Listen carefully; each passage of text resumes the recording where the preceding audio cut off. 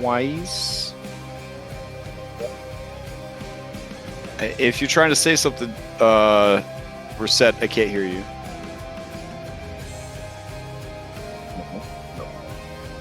Nope.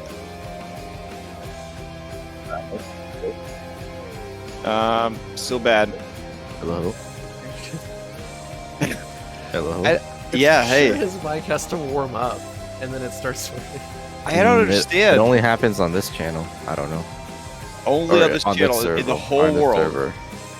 On the server. My other server, it seems fine. Where's the server location? I think it's auto now. You can't change it anymore. Yeah, you can't pick where you are anymore. Oh, really? Yeah, it sucks. So if you're having a bad night, like, you're just having a bad night. Yeah. It takes time to get from Canada to Wouldn't Canada just be the on the south, East yeah. Coast? Like No, there's a border, dude. Don't you know? between America and Canada? Absolutely. Oh, to keep the Americans out. Yeah. Yeah, that makes sense. Okay. Trying to steal all those Canadian jobs, beavers, whatnot. So, I don't know. I know a lot about Canada because I read all of the Scott Pilgrim comic books. So, Make those loonies. humble brag. All right. Sounds like nobody wants to sum up the game last week, so I will try to sum up the game then. Unless you were trying to volunteer, Reset. I was not. Okay. So, last week on Odyssey of the Dragonlords, you guys finished your business with the Dolphin tribe. Then you journeyed back to the Whale tribe, where you met up with a very drunk and very sad Philippocles. Through a free exchange of information, you guys determined that yes, Ventis really was the dragon, and the dragon really was Ventis. Using the information you had from the Dolphin tribe, you sailed, hugging the coastline, to Ventis's lair. Hypatia performed some heavy-duty magical sciences for about 90 minutes before determining the entrance to the dragon's lair was right next to your boat.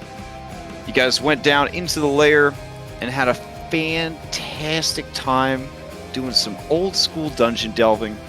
We don't need to go into the details, but golly, there were some laughs, real good times.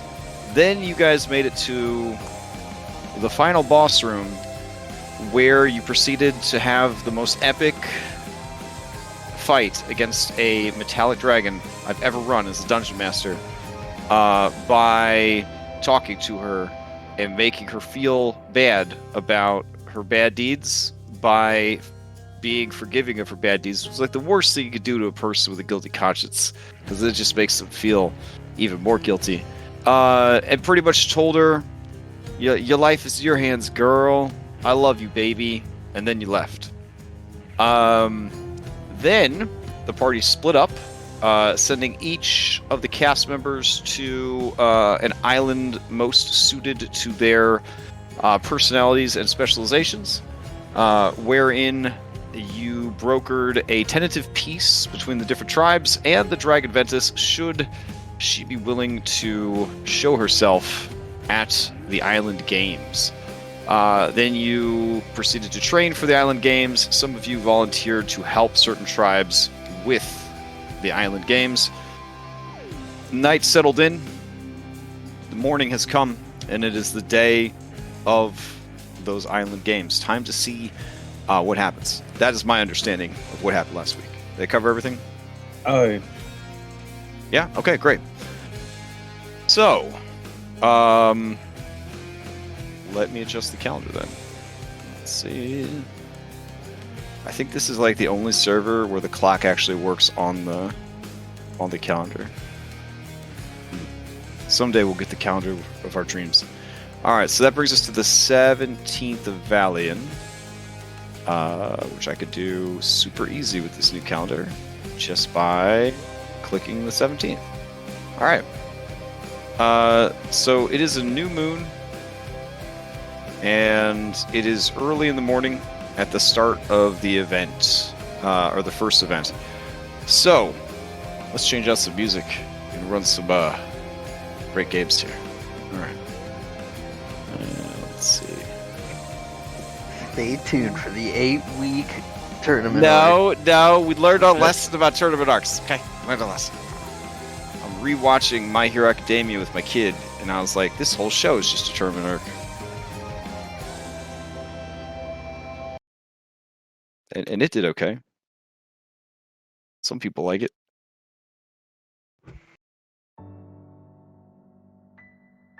All right. So, on the docket, you've got boat racing, you got deep sea fishing, or sport fishing, and you have surfing. All right, so boat race.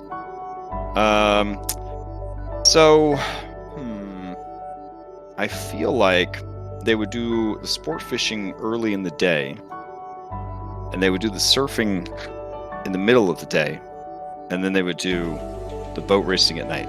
That seems right. Well, I don't know. Anybody know the best time to surf? Is it in the morning? So it was like all day, every day. I mean, imagine when tides come in and go out. Early wouldn't it be at night morning. with the moon? Wouldn't it be at night with the moon? I'm not a surfer. Well, but- closest to the moon, yeah. So early, it's gonna be terrible waves, I guess, because it's a new moon. So it's really bad timing on their part. All right, it's a good thing that they don't use real science in this world. Sidon controls the waves, no duh. The moon don't do shit. Okay, so we're gonna say that early morning. So we'll start with surfing, and then we'll go to sport fishing, and then finish with the boat racing. All right. I have created this beautiful document to walk us through surfing, so that you guys didn't think that I just made surfing up on the spot, because that would be crazy. So, here we go. You know that this is official material because there is pictures. Let's see. So everybody should have access to it. There's the... there you go. That's the whole document. Wow, just posted right into chat. Foundry. Amazing. All right, so who is repping who for this surf contest? I'm repping Turtles. Wait, are we allowed to do all three or just one? I mean, if you want to do all three, otherwise they'll just have the roll off against each other, and then, you know, that'll be that. I might as well just roll it for them then. Okay. Okay. So for the Gerblins, I mean, Phil's not the best surfer. He kind of winged it the first time and looked good, but he's not very confident. He knows his limits. You So might be they're- better than the Gerblins. Okay, then the Phil will do his best, but he'll tell Fart Sniff that yeah, look, I'm not the greatest, but I'll do what I can.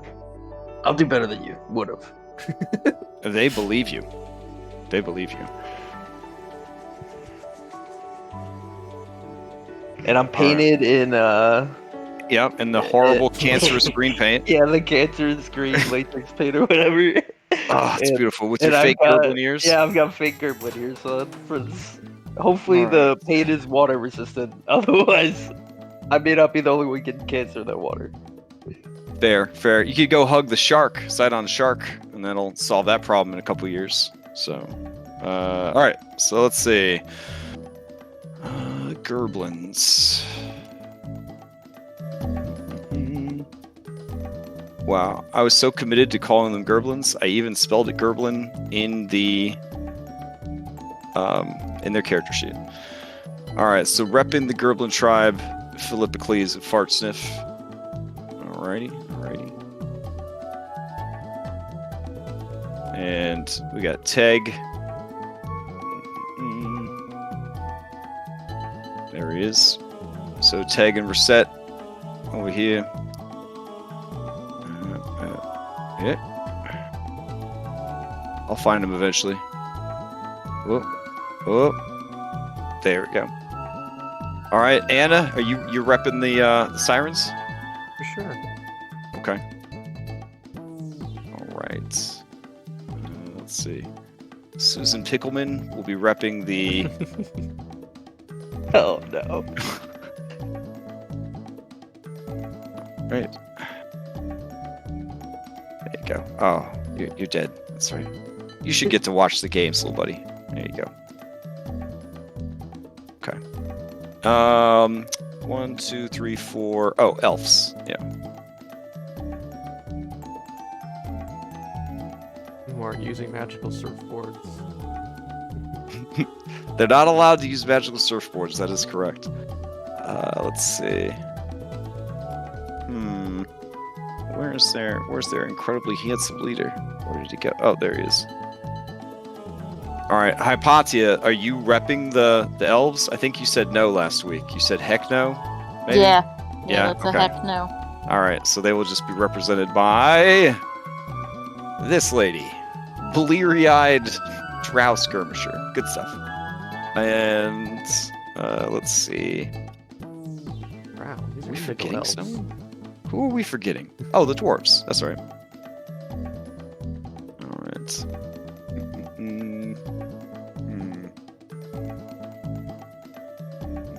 There he is.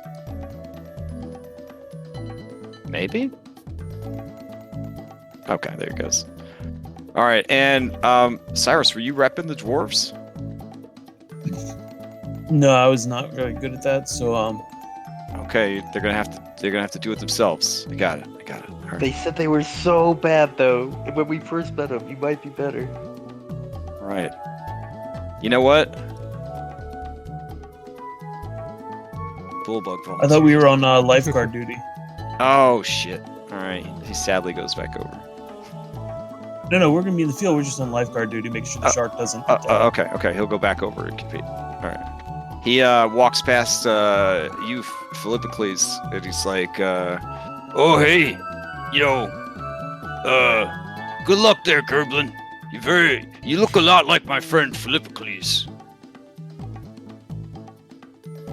It's me, Bullbug. I'm just in a costume. Oh, okay, Where's because your- you don't want anyone to know it's you. No, because I'm making the Gerblins proud. Okay. And, allies. Do you think I should put on makeup too? Like, so I look like one of the Dwagar? I could put, like, black makeup all over myself? Do you think that would be a good idea, Phil? That seems appropriate. Yeah. No, it's a bad idea. You just got our whole campaign canceled by Twitter. Thanks a lot. I'm So, sorry. no. Bullbug does not think that's a good idea in any way, shape, or form. He says it looks itchy and uncomfortable. All right, so he goes over with his massive surfboard, and he tells his dwarves he's going to do everything he can to win this shit for him. Alrighty. Do we need a better backdrop than just, like, the homepage? Should I take us to a beach or something? I mean, what would really do it for you guys? Do you need a sexy beach in the background, or Beach. beach? Okay, hold on. I know you have a beach. Oh, maybe. I might. Oh yeah, I have the beach that everyone went to after Pickle Island. We use that one. Let's see.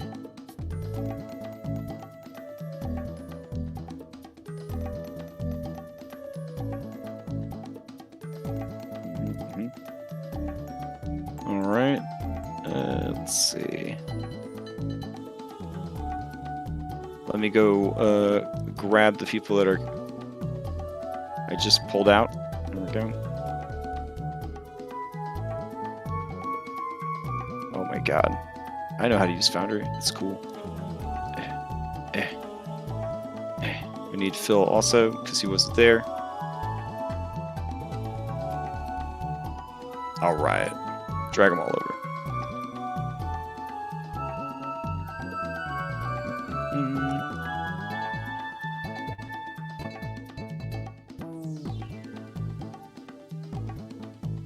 Okay, so first up, surfing event. Okay, I didn't make a macro for it, so everybody's got to just kind of roll for it. We're just gonna do one single round to rep all the things because we've got a lot of games to cover, and we don't want to end up in a great games spiral. So, alrighty. up first, we've got, let's see, Bullbug, who will be repping. Oh man, we need like surfing music though. Hold on.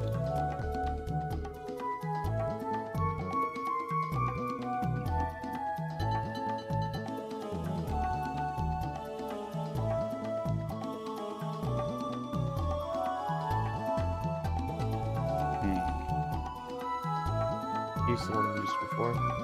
Oh yeah, that'd be a good one.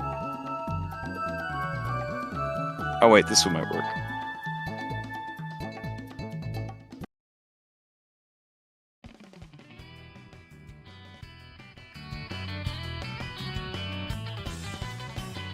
All right. So Bullbug gets out there on the board, and he's gonna bust out these checks like it's nobody's fucking business. So here we go: acrobatics, insight, perception, and athletics.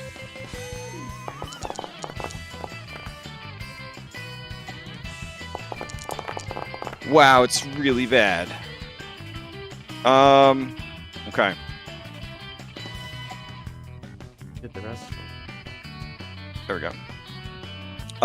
He keeps his balance pretty well, and of course, athletics not an issue, but he doesn't really find any good waves or ride them in any sort of cool way.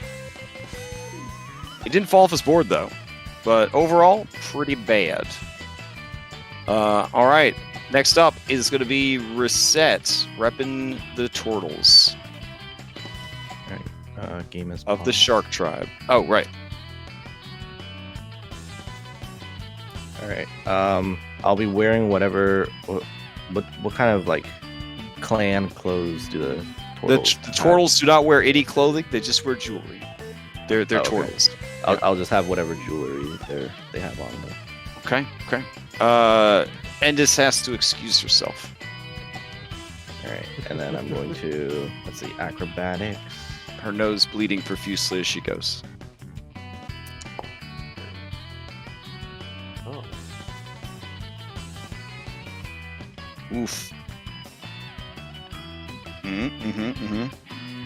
We're just waiting for that athletics. Yep, and the perception is with advantage. Okay. Oh, I did terrible. Yeah. Okay. It was rough out there. You found some great waves, but they proved to be too intense for you. Just knocking you clean off the board. Alrighty. Next up, repping the Sirens, Anastasia. Alright. I'll go down here, I guess. Good in order. Alright. An inspiration left. Oh, okay. Alright, so acrobatics. Insight. Perception. Oh no. And then athletics.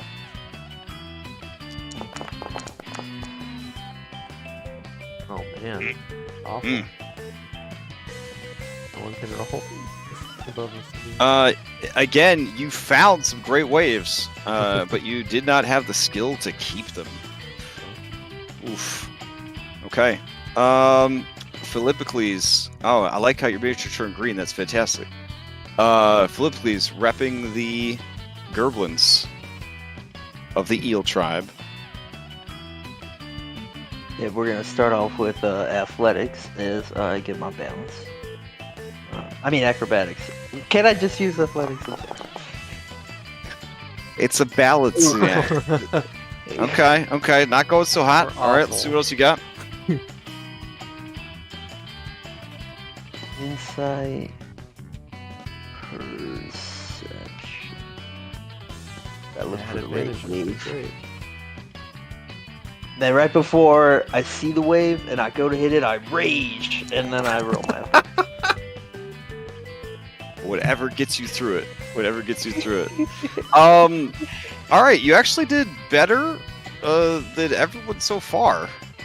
Your balance was terrible. You didn't really know which way the waves were coming from, but you saw big ones, and you basically just force the board to go where you want it. I imagine the board was badly broken by the end of the day. All right. Oof. Okay. Pickleman approaches. Give it a smooch to Pickle's cage on her way over to the water. She runs in ultra slow motion. The warts of her pickly hide, jiggling in the slow motion of 1990s Baywatch slow beach run. And she hops into the waves. All right. Let's see. Acrobatics.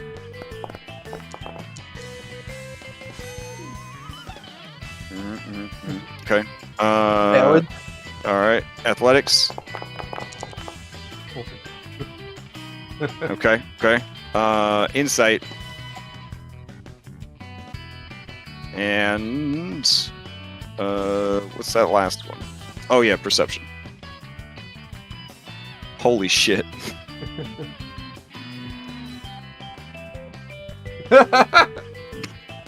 Jesus Christ. It's great Okay. we're not fighting the dragon today. Yeah, so Teg actually has to sit down. He has had like a religious experience. He's never seen surfing like that in his entire life. The Dill tribe are named the irrefuted champions of the surfing part of the event this year. Being cruel cumbers, they are not overly intelligent, so they're not 100% sure what that means. But Pickles, the wisest and smartest among them, informs them that it is good, and they make horrible noises to celebrate. The other races look on at the Pickles, confused, confounded by what they have seen. And then slow motion, Susan Pickleman runs off.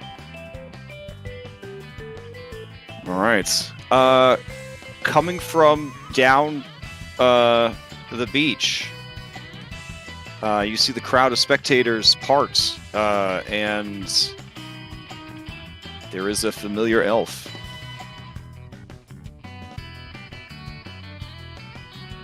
She looks nervous, and is kind of glancing around, and looks like at any moment she will dive into the ocean and escape. Everyone gets real quiet. The cruel cumbers don't, because they don't understand social context clues, so they continue riotously celebrating what they were told was a good thing that happened.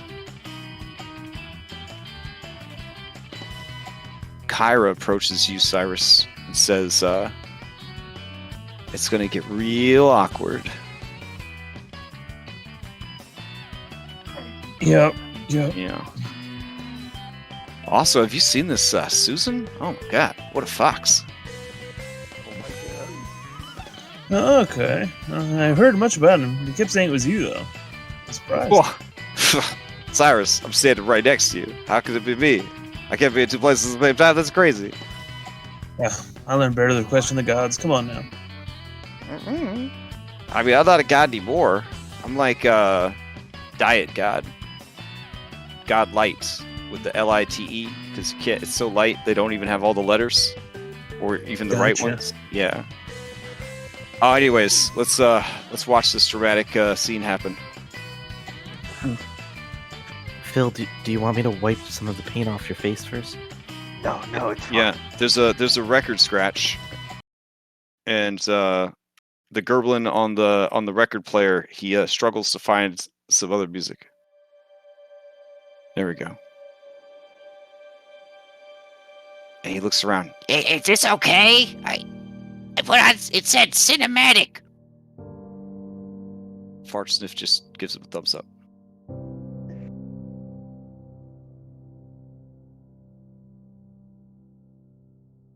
I'll walk towards her. I wish you showed up green on the Control Z. That'd be amazing. Oh, you made it. Uh. I think I just lost to a pickle. Well, she's lucky I was running late, because that wasn't surfing. That was just nonsense out there. With the handstands and the backflips, that's not real surfing. That's circus stuff. Yeah, that's what I thought. I really showed my way what's what, but they said I lost. It's fine though. You wanna come to the crowd? Oh, I just thought I would come and say. I just thought I would say goodbye.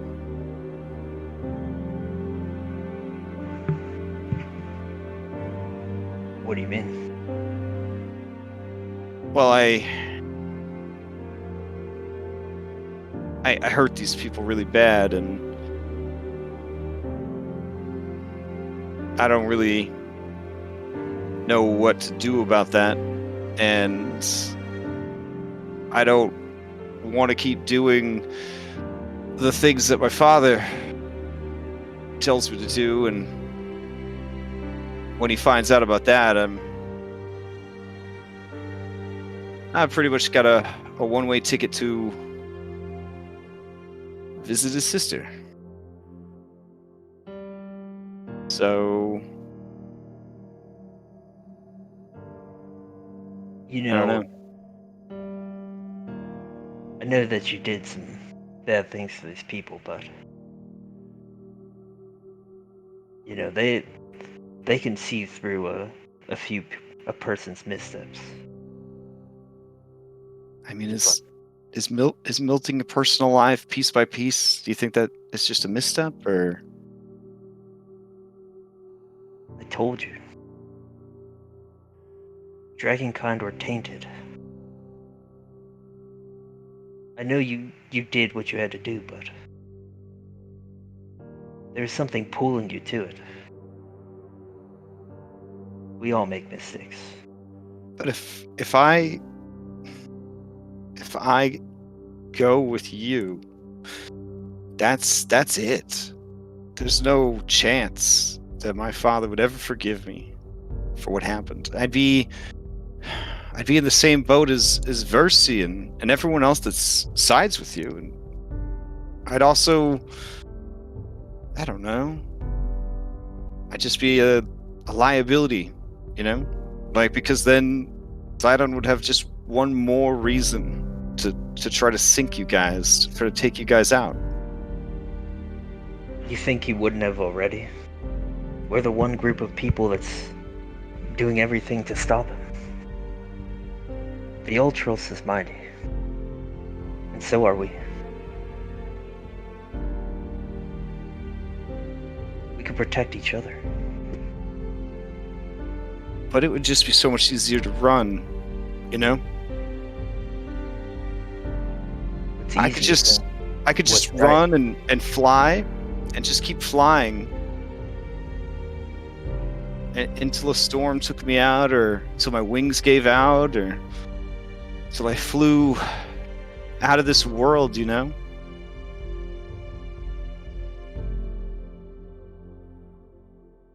Oh, that's not right. What is the point of that? It's easier than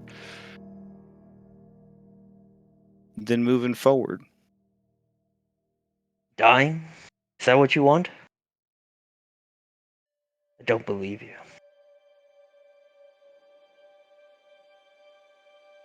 You see, she looks out at the ocean,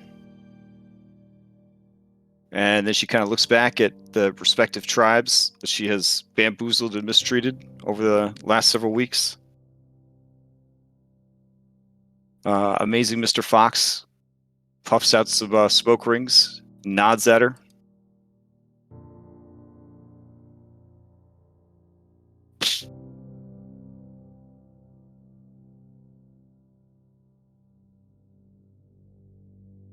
All right. I'm gonna embrace her.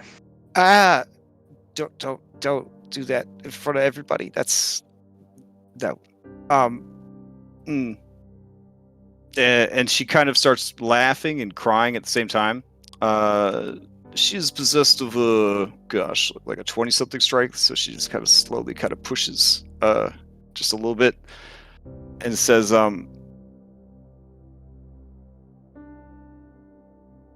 we could work on that later. Let's work on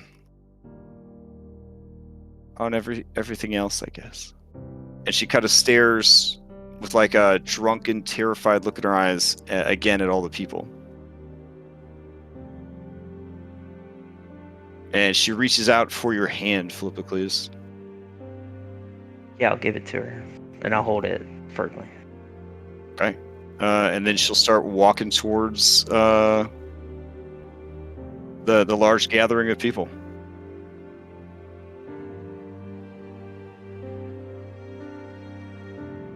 So yeah, they all look at her, and they have unmasked distrust and anger. And the Indigo Elves have a certain amount of pity kind of on their faces. The Cruel Cumbers, however, they're still celebrating, making weird, warbling sounds at each other. Oh, God. The Gerblin in charge of the music has asked them to quiet down for this dramatic scene, and that only seems to make them louder. Next to you, Cyrus, Kyra is crying real bad.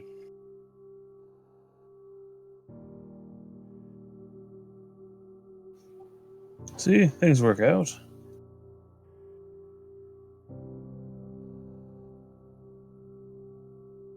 Kyra turns to look at you.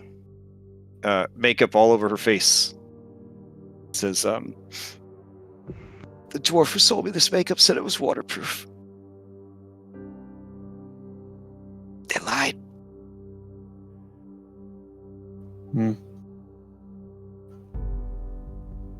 You could always ask for money back, I suppose. You gotta do something to break the tension here, Cyrus. All right. So then, welcome. Let's get on with the party, people. Still got games to go.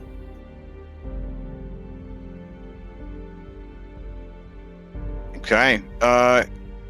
Go ahead and give me either a performance or a persuasion check to see if you were able to knock everyone out of this awkward and tense stupor. Gotta do a persuasion with intelligence? Maybe if you can. It represents your character thinking of the best way to pitch this information. Sure. Okay.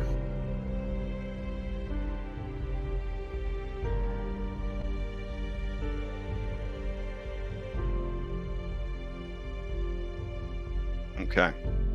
The people kind of murmur and nod, and then slowly begin to kind of pack up from the surfing event and get ready for the boating. There will be a delicious cookout, followed by boat racing. Wouldn't they have to fish? Oh, you're right. Yeah, Isn't sport it- fishing, we gotta which fish would then first. lead into the cookout, Yeah. which would then lead into the boat racing. All right. So sport fishing is pretty simple, but there's no handout for it. You're basically trying to use survival, because that's actually the skill that's used for fishing. But since it's sport fishing, athletics will play a role, because it's a big-ass fish. So for sport fishing, similar to what we just did, only this time you're substituting acrobatics with survival. So it would be survival, insight, perception, athletics. You would think, could I handle the animals? I guess if you bullshit it well enough. All right, let's Can I do that over insight? let's you guys will. It's a skill challenge, and the cornerstone of skill challenges is trying to bullshit your way into better rolls. So We'll start with the round 1 leader, Susan Pickleman of the Dill tribe. So here we go. Survival check. Insight check.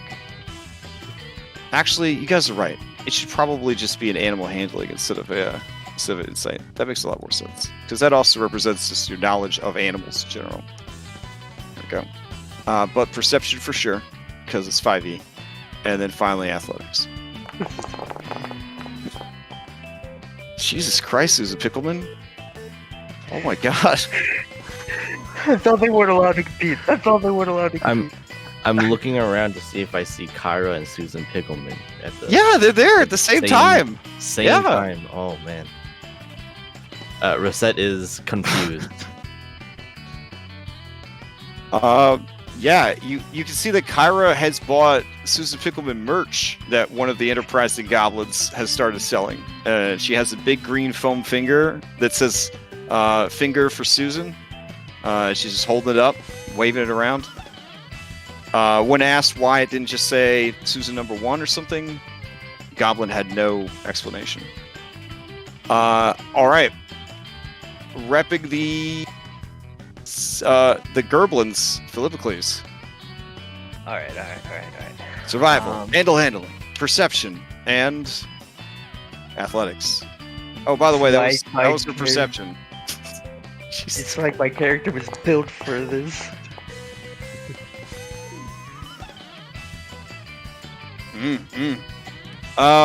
Other than completely forgetting how to fish altogether, Oh my god. I always did it drunk.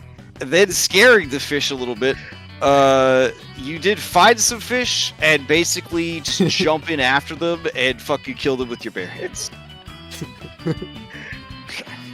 Double one. Oh my goodness. All right. Wow. Anastasia, are you gonna rep the sirens through the whole competition? Sure, yeah. Okay. Give us a survival, an animal handling. You can do so with advantage because you can talk to them. No, that sounds really big. Well, No, what do you you're a mean? siren. You're a siren, and all your social skills are at advantage, right? So, and since you can talk to animals, that turns animal handling into a social skill. Nice. Okay. Okay. Oh, So survival, animal handling, perception, and athletics. Yes, she's allowed to do like the classic way sirens fish with a spear. Where they dive down with a into the water. Yeah, sure. All right. So it's The Gerblin's normal method of fishing is the tastiest of the tribe is used as live bait. Oh man. So one more time was athletics, animal handling, perception. What was the last one? Survival. Holy shit! Oh my god! Oh, Oh no. all right. Did I also forget how to fish? So you talk those fish right up onto the shore with that net when it's good stuff. man. You found all the fish and you Pied Piper them to their deaths. It was beautiful. Which is good because you completely forgot how to fish. Oh man. It's been a very Okay. long time. Rains one of her wings and she does the dive into the water. Susan Pickleman looks over at you, Gerblin Phil, and at you, Siren Anastasia. She nods. She does a beauty queen wave and says, Wave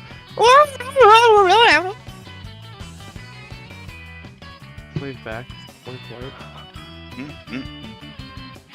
All I right. just shake my head in disappointment and disgust. Yeah. Ventis looks over and says, where did that cruel clumber come from? Why is it so good at everything? I'll tell you later. I'm afraid it'd blow the whole competition if I Okay. revealed her secrets. Got it. Okay. A lot of secrets on this island. A lot of secrets. Borderline cheating. All right.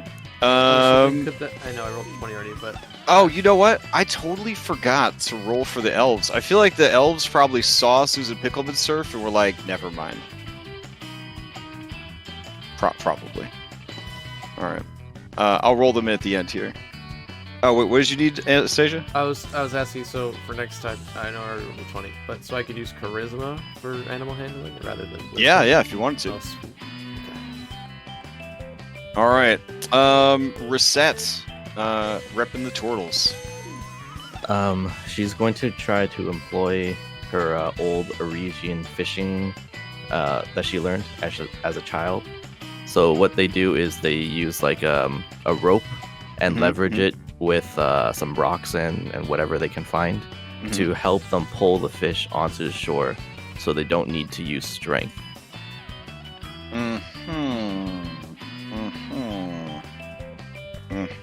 What if it's a big Okay. fish, though? Yeah, it's like a leverage. Like a pulley lever, like Yeah, an kind of. actual fishing rod situation. Yeah, like she finds like a nearby cliff or a tree or a big rock, and she uses it to pull. Okay. I appreciate that you are invested enough to try to bullshit us that hard. So go for it. All right. So instead of strength for athletics, I like to use either wisdom or dex. Okay.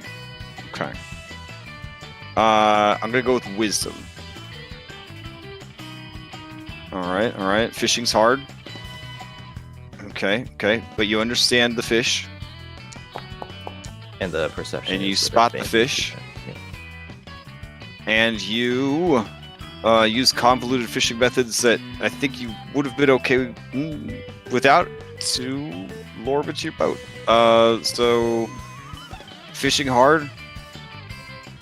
Fish not that confusing. Perception good. So overall, it's good stuff.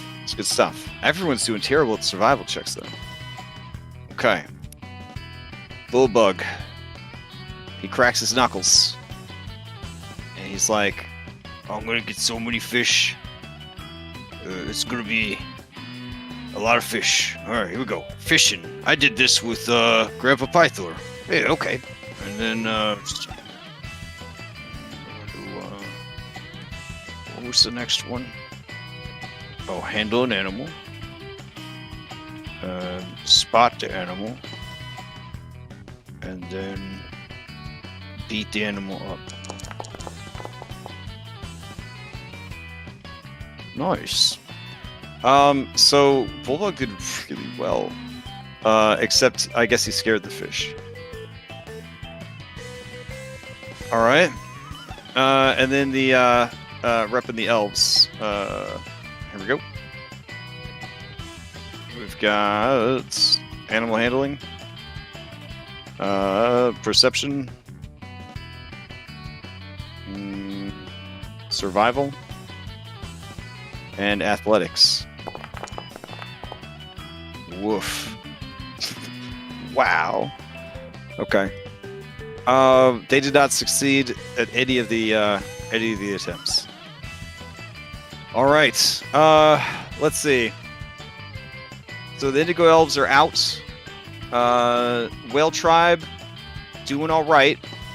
There. 3 successes, 1 failure. Turtles, 3 successes, 1 failure. Sirens, 3 successes, 1 failure. Gerblins, 3 successes, 1 failure. Oh wait, no, 2 successes, because the animal handling came in at 12. And then the Pickles, 3 successes, 1 failure. So then of the ones that had 3 successes and 1 failure, the highest overall rolls, I believe, go to the Dill Tribe again.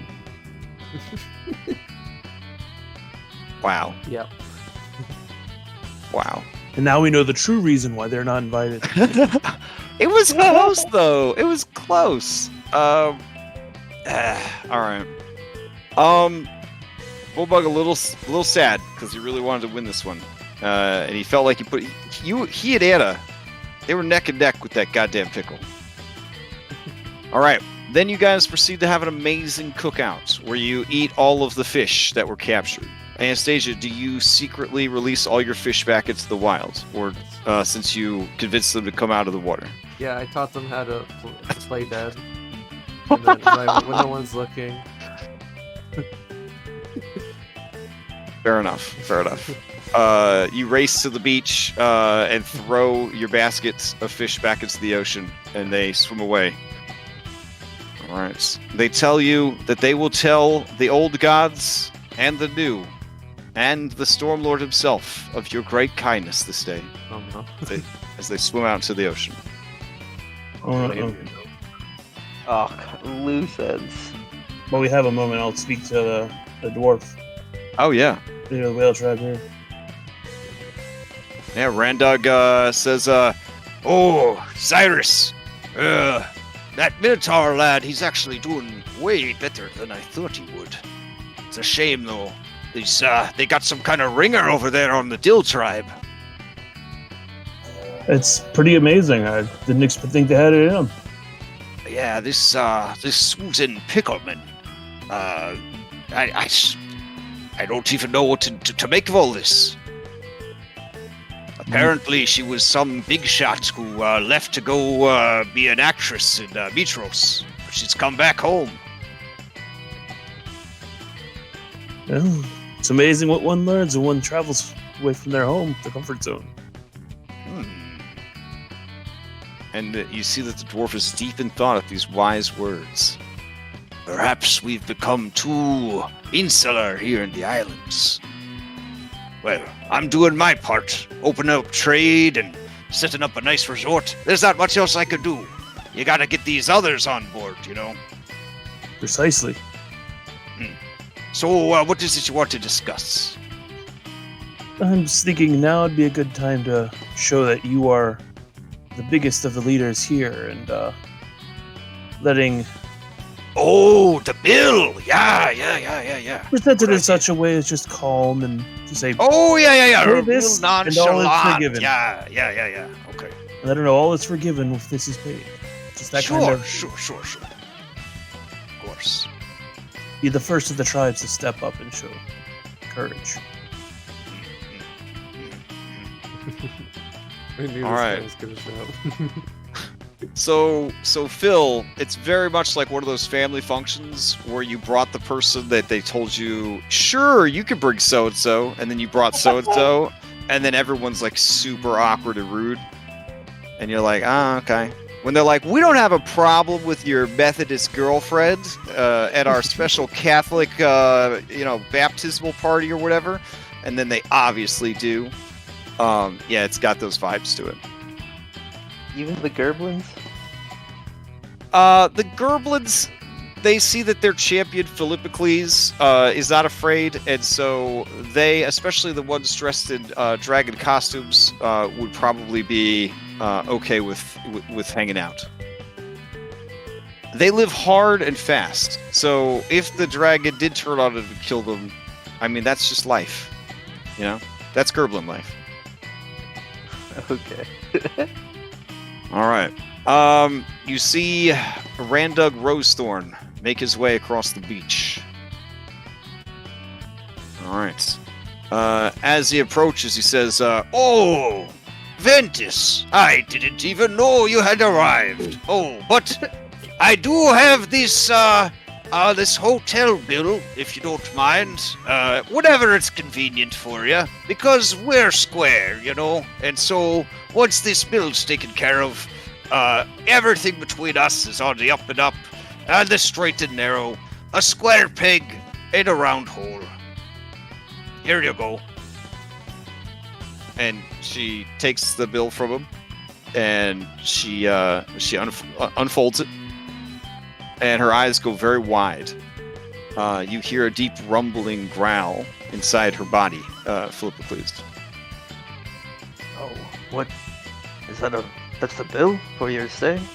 I mean, that's... You gotta Oh, pay. yeah, I mean, you know, there were some damages to the room, and a couple of employees were killed, you know, so just reparations and whatnot, just the standard stuff that would be applied to anyone who stayed at our establishment. Yeah, that seems fair, doesn't it? Doesn't that dear? Yeah, you can see where she's holding the parchment. It's starting to like sizzle as if like chemical acid. And she, through gritted teeth, she says, "It seems very fair." Yes, I will pay this bill. And you can see that Randog Rosethorn is making a wisdom saving throw for some reason.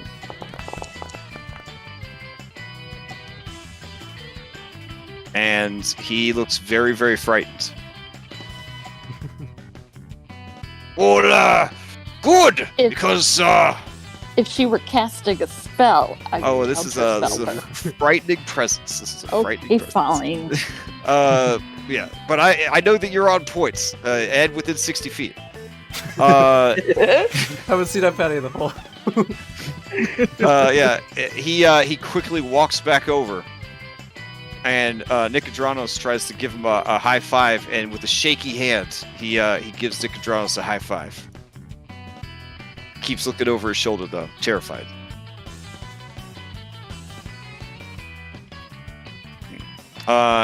As he's looking over, she wads up the bill and goes to eat it.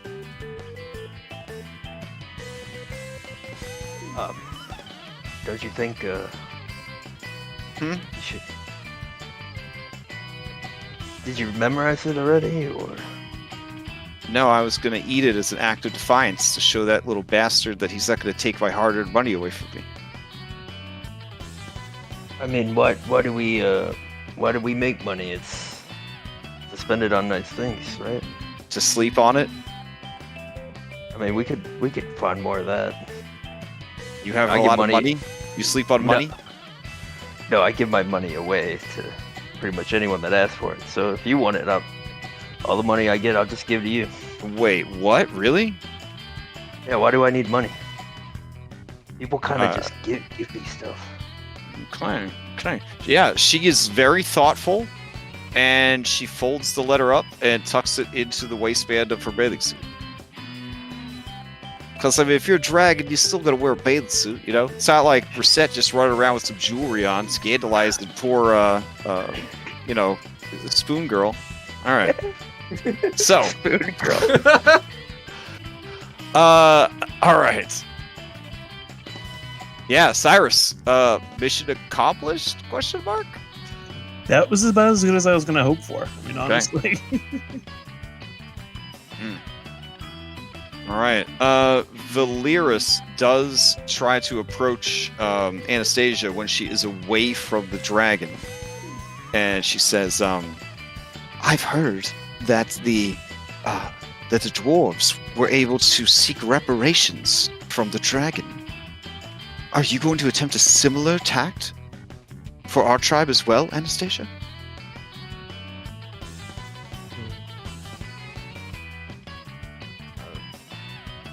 She didn't thought about it before, but she says she nods and says yes, but maybe now is not the time. Maybe We gave the dragon a great many valuable works of arts, musical instruments, paintings, sculptures, gems, as tributes to stop murdering us. Having such things returned would help us both economically and culturally. For some, it was the only heirlooms they had left of tribes that had been scattered.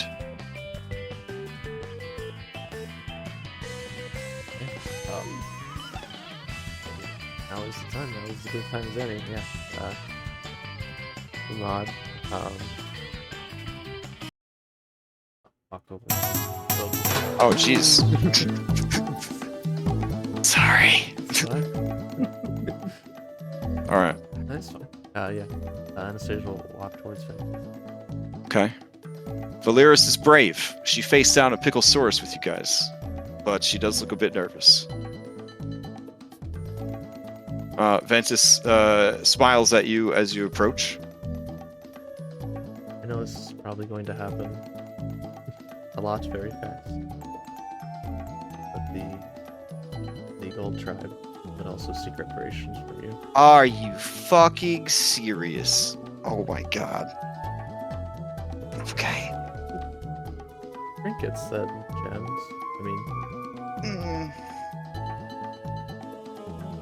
can't be much to you now, I'm sure. Yeah, I mean, I didn't give out receipts, okay? I don't know whose is whose, okay? At this rate, why don't I just dump all the treasure on the beach and let them sort it out? Maybe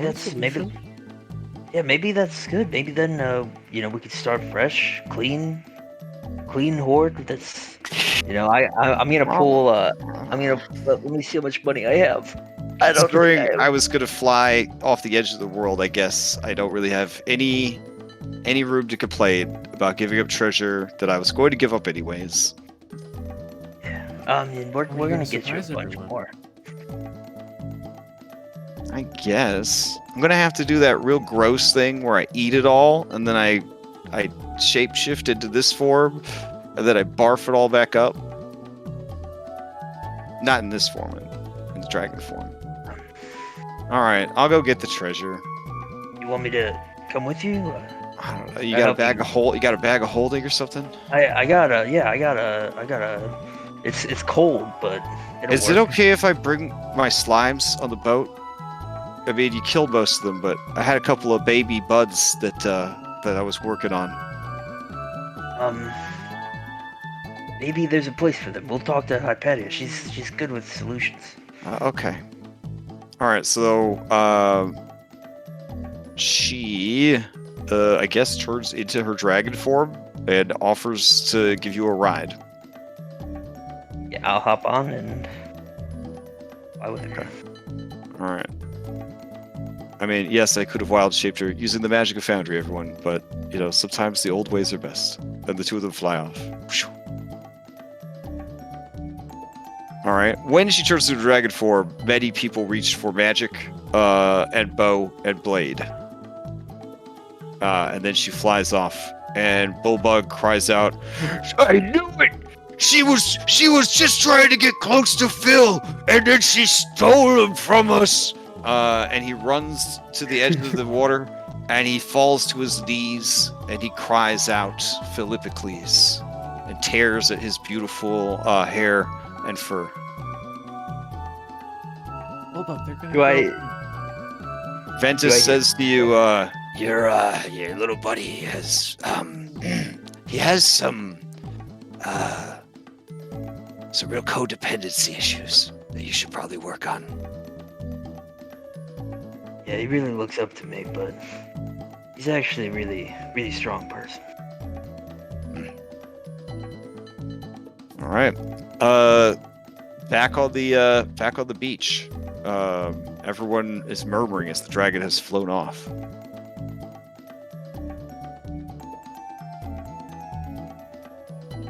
Okay. Kyra comes rushing up. She says, okay, wait.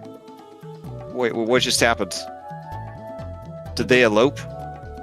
Oh. Huh? I mean, No. She's gonna go get all of her hoard and bring it back. Give it back to What? them. That's not gonna happen. Maybe Really? most of her hoard? I don't know. Seem genuine.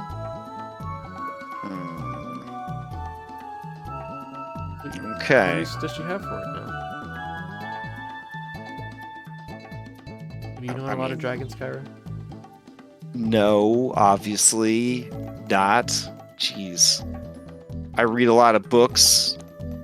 Fan fictions, mostly.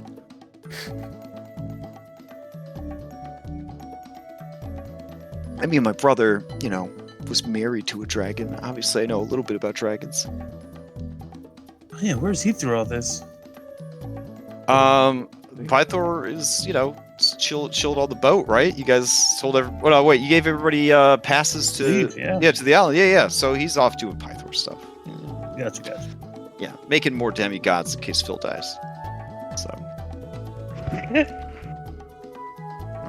Kyra does say to you, Cyrus, she says, man, but that dig about, the fruit falling from the tree or whatever, I don't know. The one where you basically called him his father? I didn't know. Ultra burn. You didn't know that his dad used to be married to, like, Hexia, the green dragon, crime lord of the Emerald Scale? And I knew they had a thing. I saw the she play. steals all of Pythor's wives, husbands, and children. The only two that she never stole was Philippocles and Honora. Well, he said he liked dragons. I just heard that Pythor liked dragons. Oh, he likes dragons, all right. That dude. I thought it was just, mother conflict things, not liking the mom's new wife or something. I don't know. Or, dad's new wife. No. Basically, Philippocles is destined to go and rescue his mother by killing his stepmom. Oh. Yeah. I think that's how it works. I don't know the legalese of a person that was married to your father before you came around. I don't know, but it sounds pretty good for a song. Sounds pretty good for a song. If he starts dating a dragon, that's going to get awkward. Yeah, well, what's going to be really bad is if Pythor finds out that there's a sweet piece of copper meat like that on the ship, then we're going to have dad and son competing. That's going to get awkward. I mean, I thought Phil was already, like, betrothed or something. To who? I don't know. He kept wanting to get back to see someone. Thought he might be a dad. Oh. Oh, yeah, probably. I mean, you haven't heard said Torji? It's like one of my best songs. Oh, okay. We could write a song right now. Sure. All right. You two. Oh, I thought we were gonna sing said Torji for everyone. No, I saw the play. I saw the play about Pythor and the dragon. That's like my only point of reference. You know what the plays are? They're over dramatized. That's true. Okay. All right. Well, is Phil coming back for this boating competition? Because them Pickles is whooping everyone's ass. This is their only chance because I don't think the Pickles even own a boat. I mean, I guess they could. Anna, you asked the best questions. Obviously, they rode on that pickle source. What? I was gonna ask about it, but I was kind of scared after what happened. I'd try not to look at it. Well, that's a domesticated pickle source, obviously. Okay. I don't know how any of this stuff works. I just thought they picked the largest one of them and kind of used each other as canoes or kayaks. Oh, that would work too, right? Yeah, I mean, pickles float, so. Do they carve them out? Do they consider them? No, you never sat on a log and drifted downstream on one? When you said sit on a log, I immediately thought about how pickles were made. So gross. All right, so they explain how the boat race is going to work. You will be racing the essentially the inner bay formed by the different islands. It's a many hours long endurance race. During that time, there will be things that happen that you must successfully navigate to continue along the course. Those who navigate those obstacles the best are the winners of the race.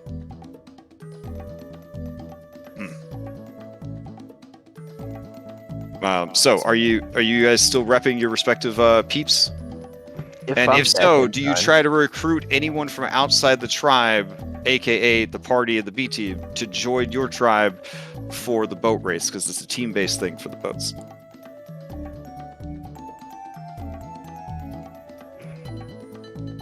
I guess let's see if Nissa and I want to help out the whale tribe. Okay. All right. For this, we will return to the wider world. But as they're finishing up the cookout and making preparations for the boat race, Phil and the dragon do come back. Phil, did you have your bag of holding? That would have made things a lot easier. Yeah, I did have than my. having to swallow the treasure and barf it back Yeah, out. I got it. Yeah, I got it back. Okay. All right. Let's see what we can do here.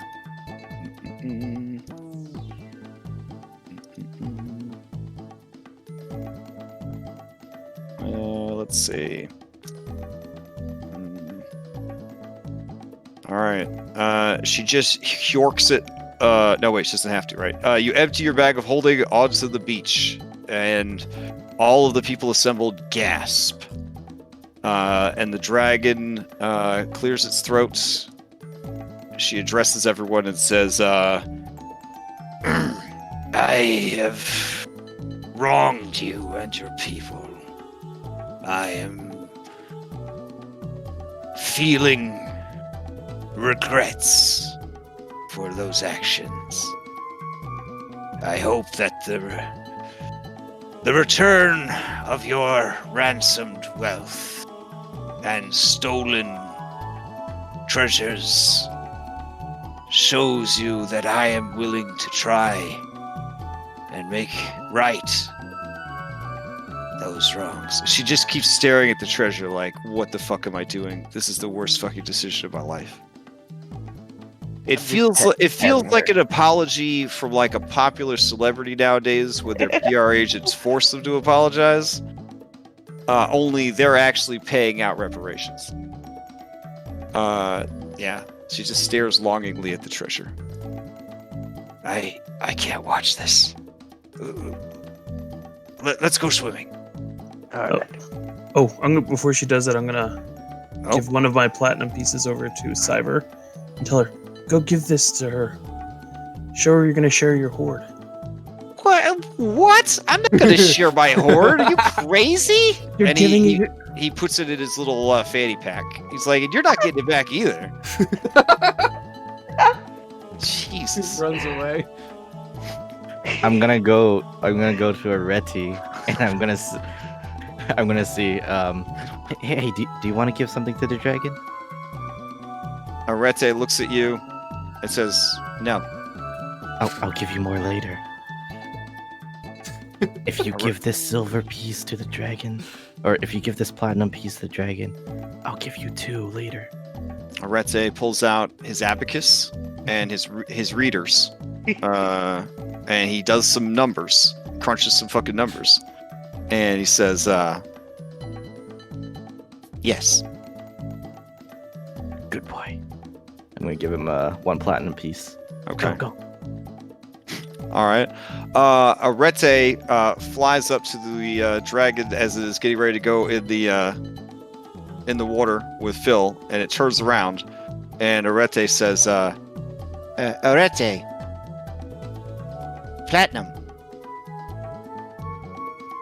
and because Arete is so adorable and tiny, the Indigo Island Dragon takes the platinum piece and nods its head in thanks.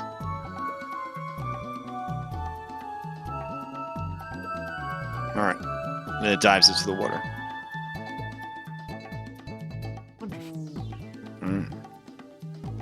Arete, I give him 2 after the pieces.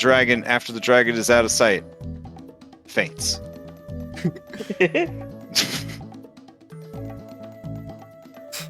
No. The KO's bigger than All right, so the peoples of the islands go and get their stuff sorted out. True to his word, Turin Theracon gifts you guys their share of her hoard to reward you for, I guess, giving the dragon a chance, helping them resolve the issues on the island. You know, whatever you want to interpret it as. But they do feel that the efforts that you've put in are deserving of compensation. All right, let's see. Where is the dragon's hoard? Here we go. Okay, amongst the hoard, okay, they get divided amongst the different tribes. Okay, so they all get that, and they all get this. All right. 1 second. All right. You receive 1,500 drachmae and a glowing orb of star metal. Oh, wow. That's pretty cool.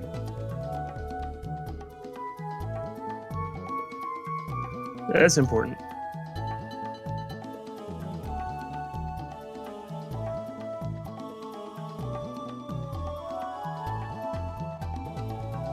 Whenever they give you that rare material stuff, you know it's important. Yeah, I think you need star metal to craft some like really crazy stuff. What you need to hurt gods, probably. Yeah, so that's good. If you are curious, it just looks like... I'll post it into chat. Like that. That is cool looking. Except it's like, you know, animated and swirling around in there and all that jazz. So. Alright, Turin says to you guys, this star metal is from beyond the boundaries of this world. It can craft weapons and items of incredible power. I understand that you are allies with the entity known as Vulcan. He should be able to do much with such a rare material.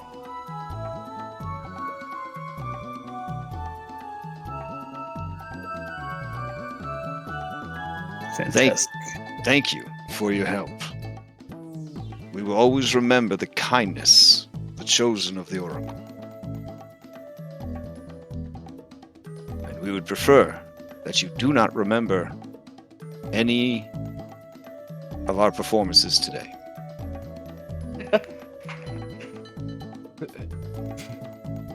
We are not a people. We are not a people of sports. Well, perhaps if you come and join us for our adventure, you'll learn something. He ruefully laughs and says, I am much too old, much too settled in for any more adventures. But there are a number among my people who would like to see the world outside these islands. If you would have them on your crew, they would join you.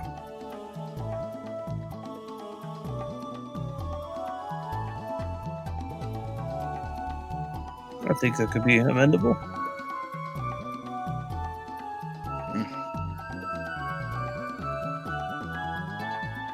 What do you all think? Do you guys want to bring a bunch of nerd elves onto your boat? I don't think they row, Phil. Oh wait, am I a part of this conversation? Then, everybody, bring a ball. Invite let's see if some of the other tribes want to come too. Except maybe the pickles. But you don't want Susan Pickleman? Don't want a constant food source? Look, alright, I don't understand Her how today? she's doing it. Ooh, actually pickle supply on the boat. Okay, we'll bring some picklemen, but only if Kyra watches Definitely up. don't have to. That's out of character. Dude, think about the food supply. Pickles are delicious. I don't give a crap if they crap them erase it out. from my memory. All right, so you guys are at the Primo Beach, which is right around here. And you are going to be racing the boats all the way around. It's going to take into the night hours. You will cut across here the deep waters, and then around and back. Oh wow. Yeah. I don't even think a German could make it that far. All right. Yeah, if we're able to like bring others, I would ask Ventis if she wanted to come with me on the ride. Okay, I mean, the Gerblins are down for that shit. Like a dragon and a big green man. Like, this is their chance. They're gonna do it. They're gonna do it. Yeah, so they're okay with it. They're okay with it.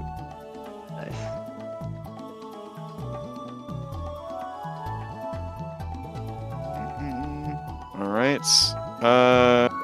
Let's see.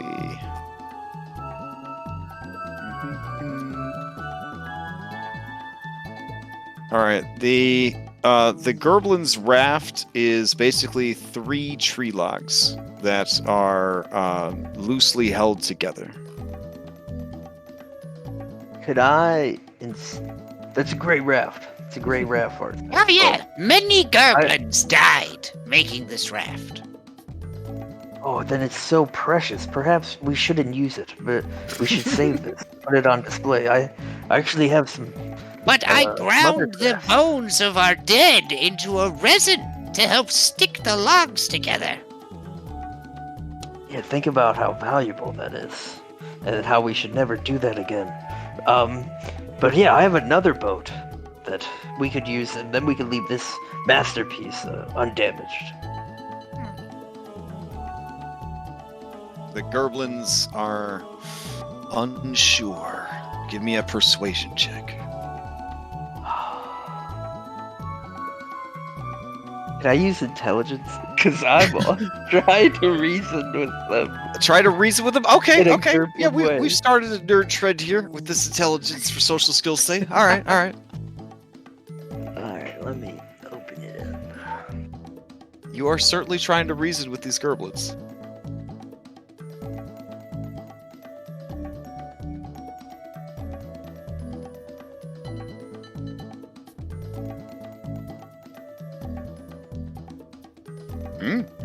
Okay.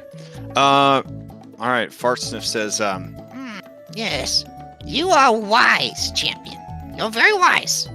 We will keep this as a monument to those who died. Perhaps, from now on, whenever a goblin dies, we will erect a monument to them. and you can hear mutterings amongst the Gerblins That sounds like a lot of work. Goblins die all the time. We just spend all our... What if they die making monuments? Do they get 2 monuments? so there's a lot of Gerblin discussions there. Now you make the monument just becomes a multi-purpose monument. And you just use a little stone, and I'll teach them later how to make gravestones and to bury them. Also, it occurs to me, looking at this awesome racetrack, that this would take like 14 hours, so we'll do a different one. I was like, man, that looks so cool. And then I'm like, what? No, wait. All right, because it's already like 3 in the afternoon at this point, and they probably want to be done by 7. All right, so we'll do... Like around the bay. Yeah. So we'll go like this, and around, and then back. Yeah, that seems good. Oh, What no. has Tyrakart taught us? Not to have races. You're right. That's why we switched over to lineage. Thank you, Tasha's. Thank you. All right. Yeah, let's see. Here you go. We'll go out, and then we'll go through the deep water. Twice. Yeah, and then we'll go along the cliffs, and then back to the beach. Yeah, that's good. All right, that'll be the boat race. Okay, much more manageable. 3 hours or less. Okay.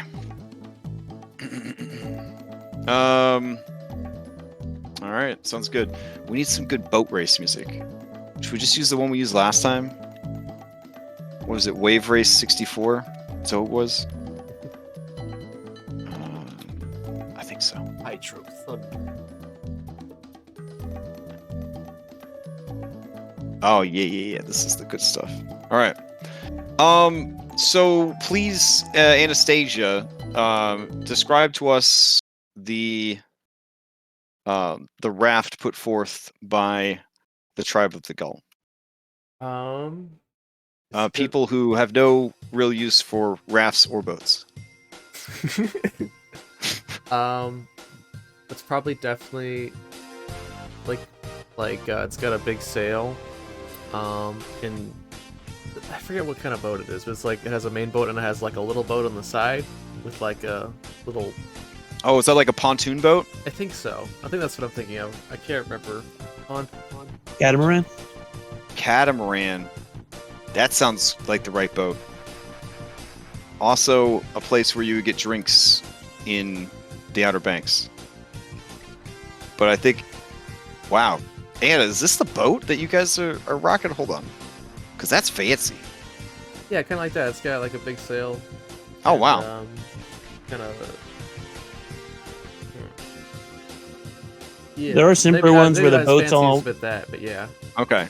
There are simpler ones where the boat's all on one side and then there's just the extra pontoon on the side Yeah. to help balance it out.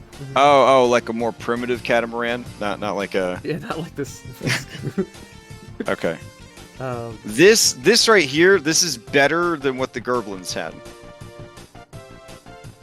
That's actually way better than what the Gerblins had brought.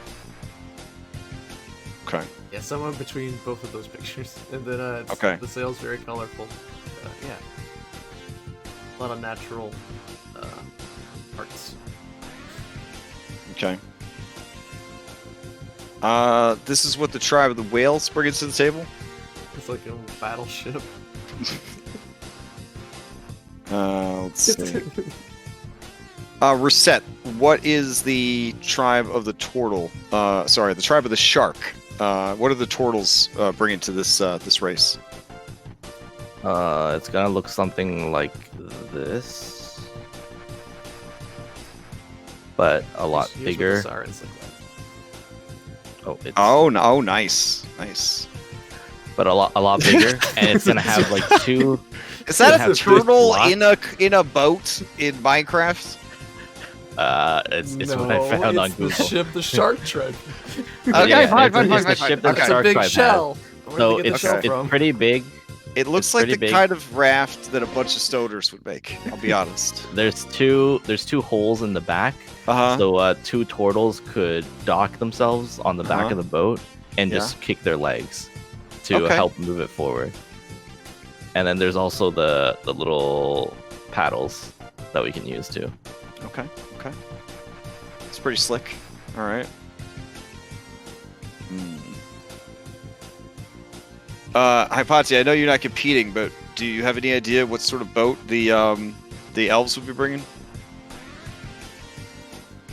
I'm pretty sure it would be like a galleon, but Oh, miniature. Okay. I think I know. I think I know which ship you're talking about. All right. So they roll up in this sexy number right here. Maybe. There we go. It's like a cruiser. Yeah. Ah, yeah. Look at that. Nice. Yeah. Nice. Okay. Phil, rush job. What do you got for the Gerblins? Oh, it's just a Tyrene, like, It's just Make it like the mini I'll get one a that big- you used in the Great Games. yeah, that'd be perfect. Okay. Got it. All right. Susan Pickleman approaches the beach. She lets out a warbling sound. Pulls something small and green out of her fanny pack and begins to blow it. It gets larger and larger and larger as it inflates. And she sets it down on the beach. Oh god. All right. This is about what I expected. All right.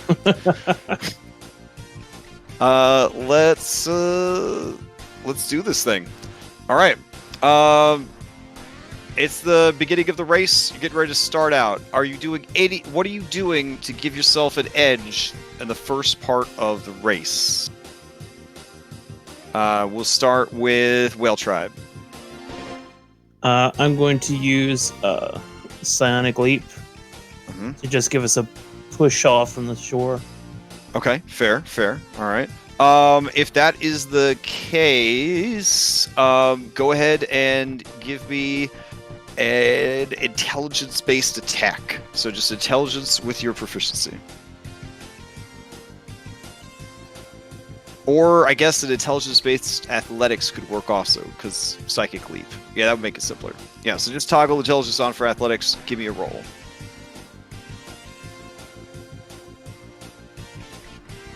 Okay, hold on. All right. Eel Tribe, same question. Gull Tribe, same question. Shark Tribe, same question. I'm not. Yeah. Yeah, I'm not gonna lie. I'm just rowing as hard as I can. Okay, fair enough. So it's just a raw athletics check. That's fine. Keep in mind with skill challenges, diminishing returns if you use the same skill more than once. Oh wow! All right. Strong start. Strong start. Eel tribe. Whoa! Neck and neck. Oh my god. All right. Yeah. Philippithrees is into that shit. All right. Then Gull tribe. What's your strong start?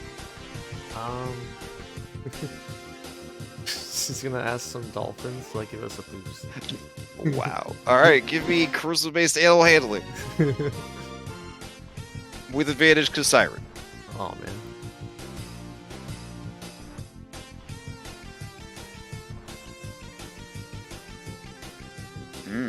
Okay. They are willing to help, Oh, no. but nothing beats the raw fury of nerd muscles and muscles. But a 14 is a success. All right, Shark Tribe, what's your strong start? So she's going to wait for the countdown, the 3, 2, 1, and at the end of the 2, she's gonna hold down A and unleash a thunder wave as soon the moment it hits 0. Oh, dang. From Okay. behind, yeah. Okay, that's pretty slick. That's pretty slick. I thought about using my siren power to enthrall all the other captains, but I just wasn't gonna go that far. Trying to think about how to turn a saving throw based thing into a skill check. What's the DC on that? On the shield, I can't find my character sheet right away. Can I just? You pull on the cord on the shield, you stick it behind the boat, and then I don't think it's very high. It's like 13, maybe. 13? Okay. Let me just open my sheet. Just give me... Because I was just going to set the DC, right? So you would just do the DC minus 8, and then that would be your modifier to a D20 roll. Okay. So Yeah. I'll just roll a D20. Yeah, D20, and I guess add 5 if the DC is 13.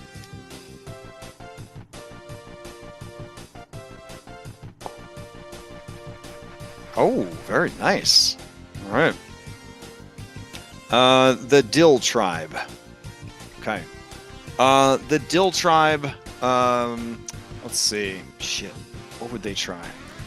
I think Susan Pickleman will first try to convince the other pickles that it is safe to get on the raft. Is probably the first thing that's going to happen.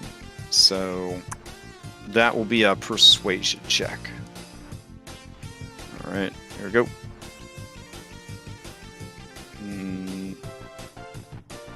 Do you not have persuasion? Oh wow. Okay. All right. This is a brilliant job. Man, look at all these 20s or higher. This is incredible. Okay. And then finally, the Dolphin Tribe. Yeah. All right.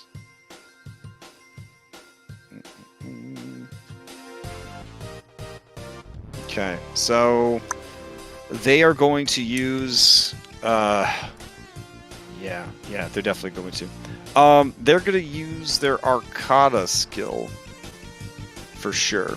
To make sure that the secret magical enhancements to the boat that they put in are not only working, but undetectable by these rubes. All right, here we go. Nice. I mean, you know, their ancestors were drow. It's hard to let go of that sneakiness, you know what I'm saying? Just, you know. All right. So a strong-ass start, but Gull Tribe, you fall way behind. Way behind. All right. Everything's good. You're coasting along, and then you have to maneuver through these crazy-ass sharp rocks here at the peninsula to get around this island, and then start heading out into the open water. So, back to the top. Whale Tribe, how are you handling this evasive maneuvers / sharp turn? I guess we'll use a straight up can't use athletics again, so I guess acrobatics. Well, you can. It's just going to be diminishing returns. So Okay, it'll we'll use be- athletics. Right. Well, with diminishing returns, that'll just mean that you're going to roll this one at disadvantage. Okay.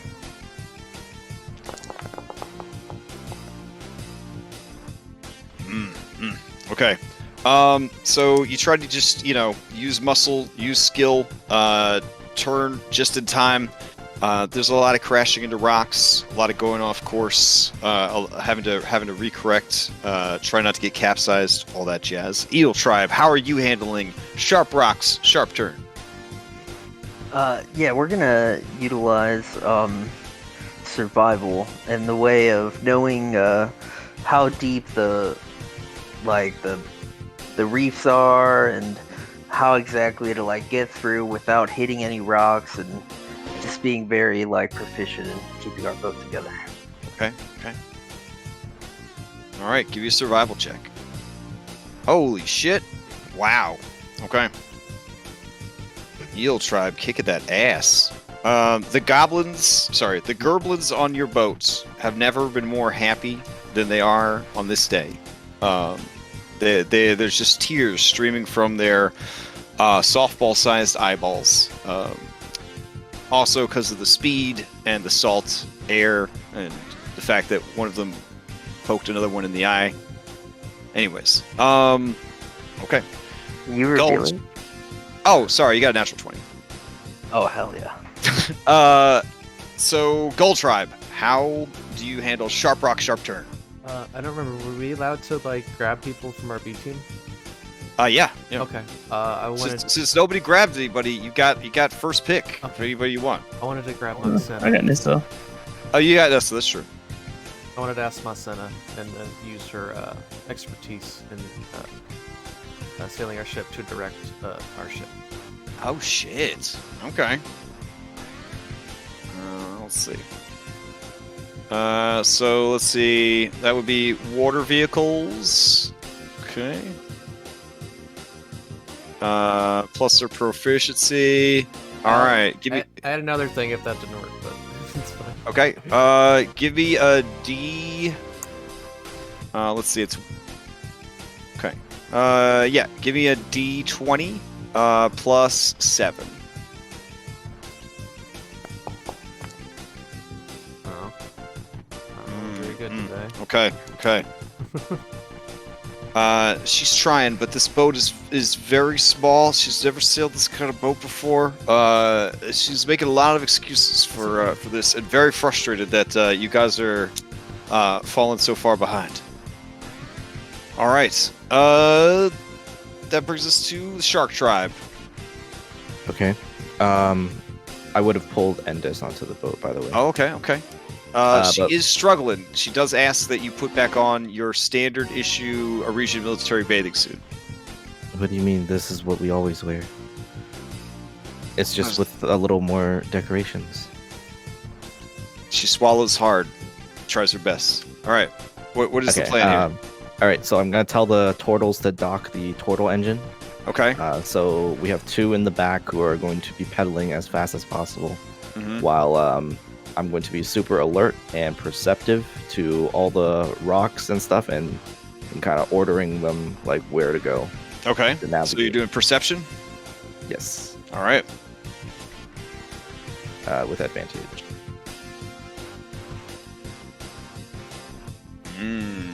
Okay. 15 is a pass, a solid showing. All right. Tribe of the Dolphins. Hypatia, any suggestions for what they could try to do here? It depends on whether their previous Arcana check would allow them to cast Enchantment.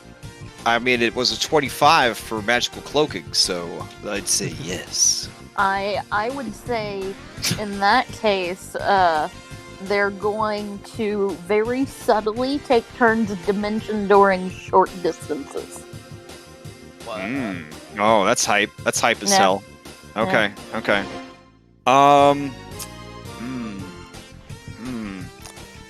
I feel like that would be another Arcana, but it would be a disadvantage because of the returns, but this dude's got a plus 12 to his Arcana, so maybe it'll still work out.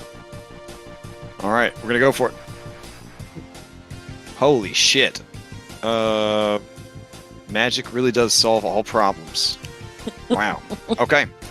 The pickles, under Susan's guidance, they deliberately crash their pickle into the first rock they see.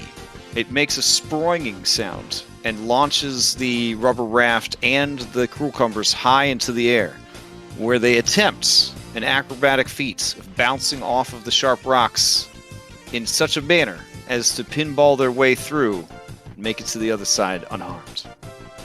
Here we go.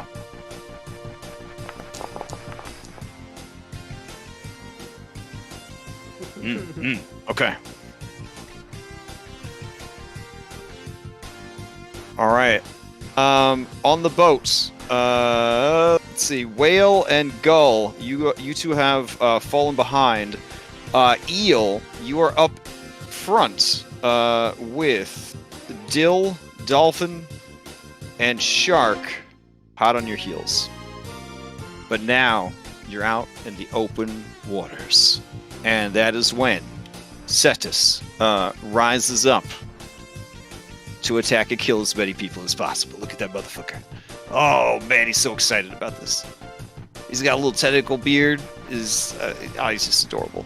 And yes, you could use heat metal on that giant katana that's stuck in his side. Yes, totally. All right, so he rises up. His intention is to eat as many boats as possible. He's a big boy. Actually, how big is he? That's a great question. It's 25 feet across. That's really not that big. Not by the standards of our normal monsters. But still, he's pretty big for sure. All right. Whale Tribe, how do you handle... Well, actually, we should probably do it based on the order that you guys are in now, yeah? That makes sense. Eel Tribe, you're up front. You're the first people that would have to deal with Cetus. What do you do? Oh god. There's a reason he's fine lagging behind. Alright. Many of your Gerblins prepare themselves for death. They say, I hope my monument raft is as beautiful as the one we left on the beach. Do not fear, Gerblins. I'm gonna get us through it. Yeah, I'm going to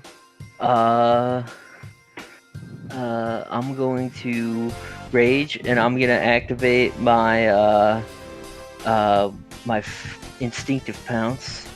okay. Let's just move up to half our speed, an additional with like our normal speed, and yeah, we're just going to push through it as hard as we can with athletics and the additional ability. Okay, so this would be an acrobatics check. Are you going to use yours, or are you going to make somebody else in the boat roll? It's gonna be acrobatics. Okay. No, I'm not gonna roll it. Or are you gonna do an athletics? I was gonna do normal athletics because it'd be disadvantaged, but now you're raging. Yep. Okay. All right. Yeah. Go for it. Go for it. Okay. All right, please. No Gerblins die this day. Yay. Okay. Yeah, 19's a success. One Gerblin regrets cutting off his own arm. He was gonna throw it as a distraction. So they all take turns eating it. That's fine. Okay. Yeah. Ventis whispers to you, so I heard you're taking nerd elves on the boat. You gonna take any Gerblins with you? Yeah, I love these little guys. Though we're working on a little more civilization. I mean, they're also really good emergency food. Which is a joke. It's super. Yep. Yeah, there's just a giant shark. Okay, so next up is Whale Tribe, I want to say.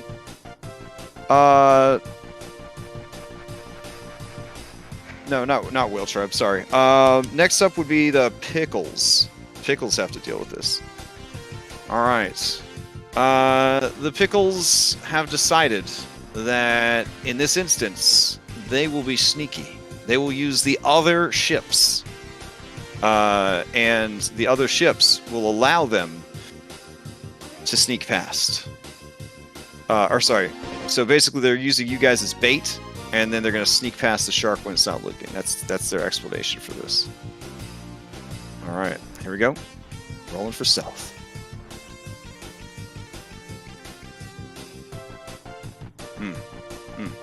All right. So as the pickle-shaped raft covered in pickles is very slowly going past the deep water, Cetus rises up and eats them all. Oh my god! Oh. All right, so I'll just delete them from the race. Okay. Next up is Dolphin Tribe. Hypatia, how are you getting past Cetus, ancient legendary shark of Sidon?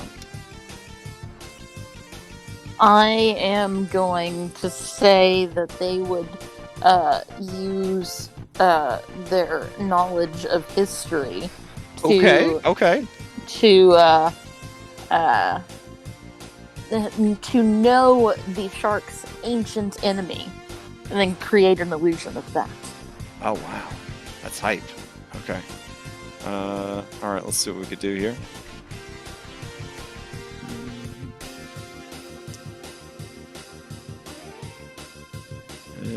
Let's see.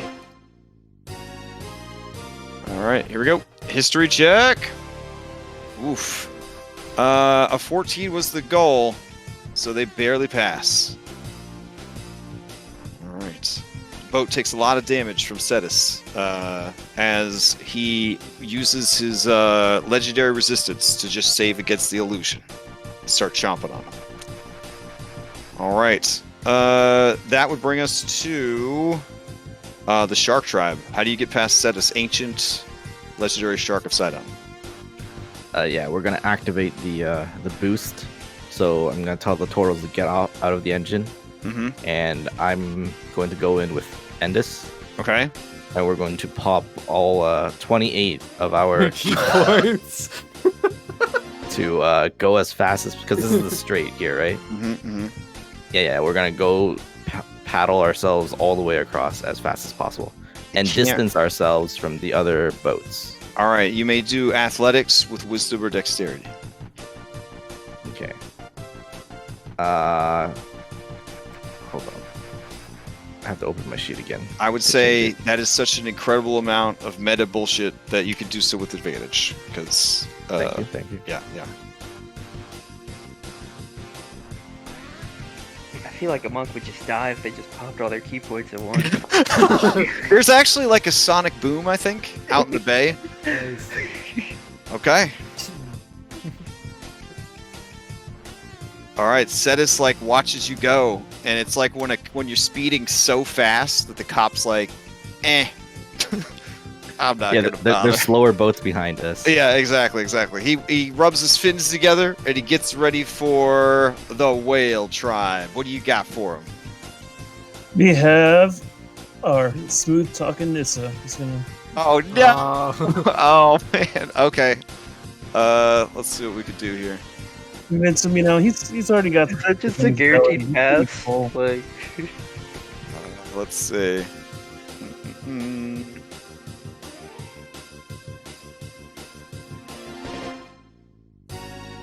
All right. Let's see what we got. Okay, she's gonna do a persuasion. She'll have advantage because she is a being of pure peace. Here we go. Okay. It was rough going. 17 is a success. And she does talk him down. But he has, in her words, a whole lot of anger issues, man, that he's got to work through. Like he's a mess. His energy is everywhere. His chakras are just shattered, man. I feel real bad for the guy. All right, Gull Tribe. Now you have to deal with an angry shark that has just gotten out of therapy. Nessa dug deep into all of his inner workings in his past. He's worked up like crazy. Is he saying anything? Oh yeah, because yeah, he's super upset. Like he's like, I'm nothing like my father. It's ridiculous, and so on and so forth. Man. Everyday resistance. He also points out that the reason he never had these weapons and hooks removed is not because he's afraid to make friends. It's because he doesn't have any fucking hands, among other things. So, Gosh, I would love Anastasia to just go out there and help him solve all his problems, but I don't think he'll be able to at this point because he's so worked up now. As much as I really, really want to. I mean, if you wanna try, I mean, he's. You already used animal handling, but you know, you could try. It would be a normal check because you have advantage normally as Siren.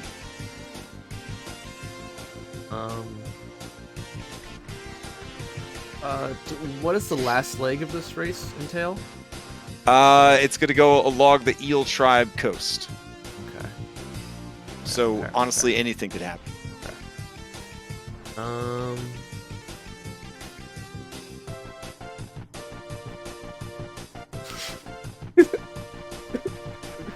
You go. What do you got? What do you got? Oh my gosh. All right, yeah. I'll say in Shark, I guess. Call out. Okay. To him. You don't have to Alright, live up to your father's standards. You can be what you want to be. I don't know. Okay, sure, yeah. Give me that animal handling with charisma. Could be persuasion. Oh right. Oh, persuasion, fine. Or performance. I don't know. Persuasion. There you go. Okay, yeah, that's a 20. All right. When you're done talking to him, he says, Thank you, Ed. I was really carrying a lot around with me. You know, you guys are okay. You guys are okay. and he goes back into the depths of his coral reef maze of madness. All right. Our Odyssey of the Dragonlord is now based on psychological warfare. The final leg of the journey is going to take you along the Eel coasts. Brave volunteers of the Eel tribe are having themselves catapulted at the ships. Oh man. So, yeah, you must avoid kamikaze gerblins as they launch themselves from palm tree powered catapults. So, who's out in front? It looks like Eel tribe. You're still out in front. Closely followed by the dolphins. Okay, yeah, I'm gonna be like, Ventis, dragon form, and she's gonna turn into a dragon, and I'm gonna like stand like on top of her, and we're both just gonna scream as loud as we can, so the Gerblins are too scared to come at us. Okay. We're gonna try to use intimidation. Yeah, I mean you'll have advantage because she has a mechanical feature for that. So yeah, go for it.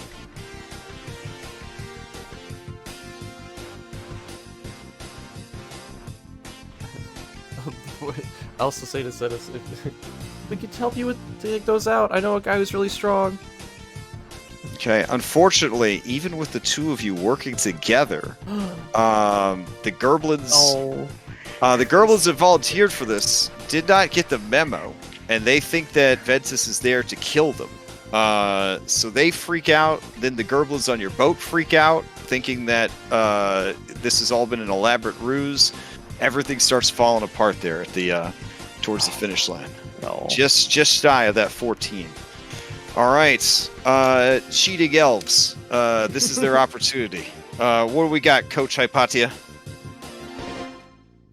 They are going to use their very advanced investigation skills Okay. to very closely investigate the Gerblins missing their boat. Just Okay. completely. They're just going to very closely I would say, watch like, a big them shield spell. fall in the water. All right. Okay. Here we go. Investigation. Oof. Unfortunately, the nature of Gerblins is outside of the logical realm of educated thought and study.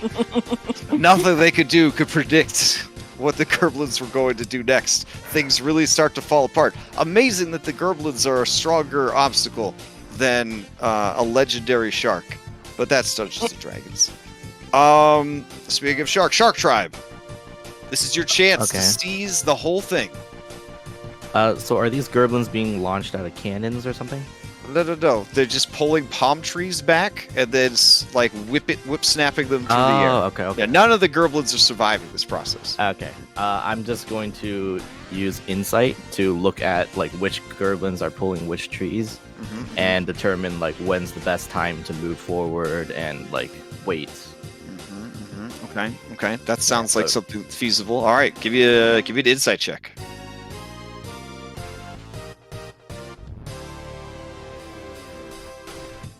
Okay. Strong. It is like storming the beach at Normandy. There are Gerblins exploding as they hit the water all around you. An important job in Gerblin society on Indigo Islands is volunteering for sacrificial jobs because food supplies are limited and they have such a horrendously high birth rate that if they didn't live such a reckless and dangerous lifestyle, they would overpopulate and have to eat each other more frequently. So, all right. It looks like you might have this in the bag because you have 4 successes there. But that brings us over to the Whale Tribe. Where else can you get? You're trying either for a nat 20, or you're trying to get second place here. So what do you bring to the table to avoid Gerblins? We're actually going to use our protective field to kind of throw the goblins off their trajectory. Oh, okay. Hype. Okay. Maybe combine that to give us advantage on our insight check to see where these are coming from. Okay. So you're going to use the ability to try and deflect them as they're coming in. Yeah, that sounds good. Go ahead, give me an insight check with advantage. Oof.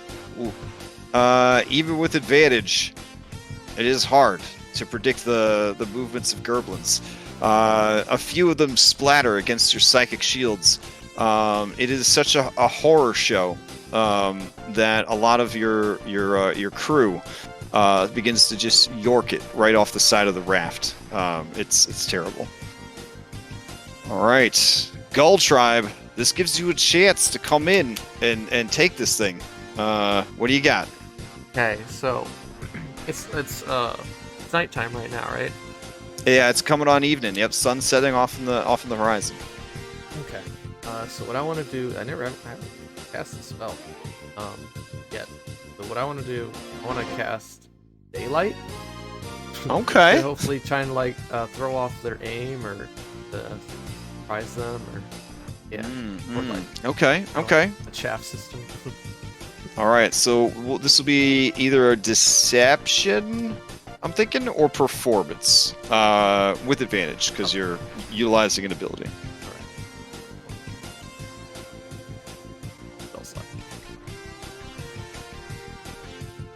Oh, wow. Okay.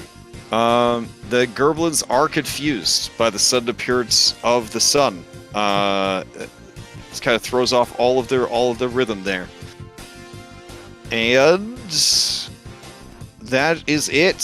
So, Shark Tribe, you cross the finish line first.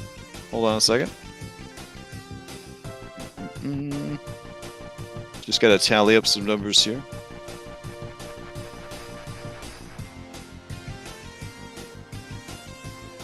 Okay.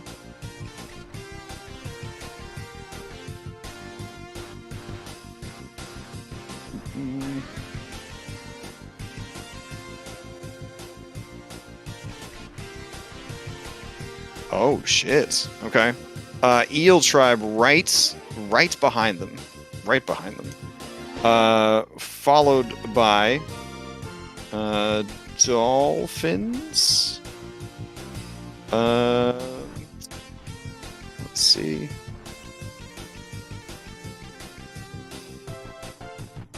Okay. And then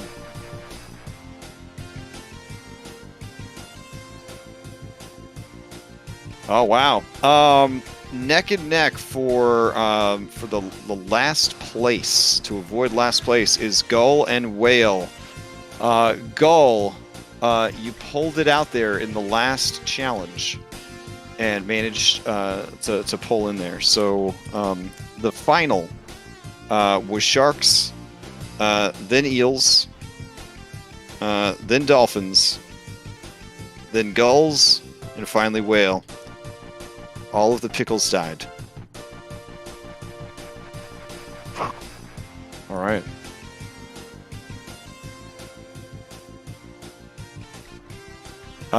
They present a great amount of fruit, fish, and crafts to the winning team of the boat race, and then proceed to have another cookout where each tribe brings delicacies from their culture to share, as well as spirits and hallucinogens to get super high and drunk late into the night. So I guess I could take you guys back to your tropical beach.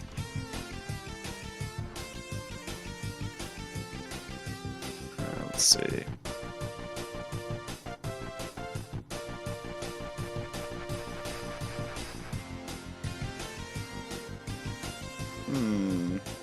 Did it make it dark or no? Oh, hold on. We should do it. Maybe? Oh. Alright.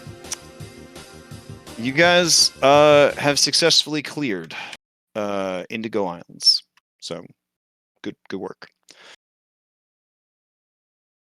You party late into the night, I suppose. And due to your involvement, even though the whale tribe is a bit salty for coming in last place, they are thankful that the elves, the Dill tribe, and the Gerblins were unsuccessful at coming in first place. So if they're gonna lose, at least they lost to the turtles. That's kind of their stance.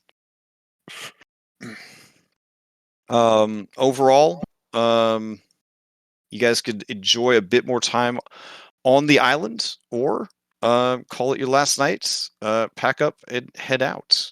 I don't know if you have any other business that you wanted to accomplish while you were here, but we can go kind of round robin to figure out what that is. All right. So, Cyrus, what other business were you trying to accomplish here on Indigo Island, if any, before the adventure arc wraps up? I guess just I'd see if we get our contingency of whatever tribes wanted to join us. Like, we might need a small diplomatic team to come with us to the volcano island, so they can talk to the lizard folk. Okay. Make good on that promise there.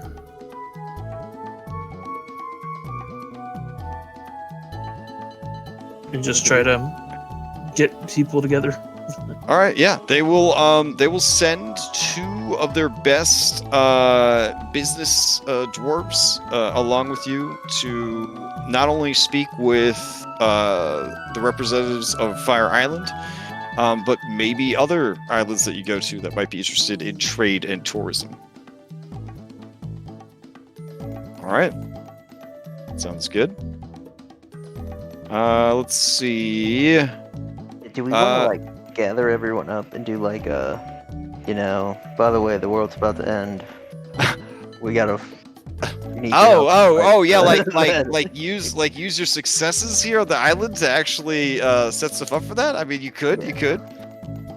So Phil, is that what you want to gather everyone up, full meta, other players, and come up with a strategy? Yeah, real quick? Yeah, okay, that's what I want to do. That's what I want to do. All right. Because I don't really think I'm not really persuasive, so maybe I will mute myself while you guys figure out your diplomatic moves. Anyone think of like a strategy we could employ, or? Well, I think the best thing we do is just tell them to be ready, because we don't know when, quote unquote, soon the patch piece is going to end, but obviously stuff's going to get shaken up. So, Maybe like this might be. I just said this today. Maybe we do like a performance, like a song and stuff. Like you, Kyra, Reset. You know, you do your thing.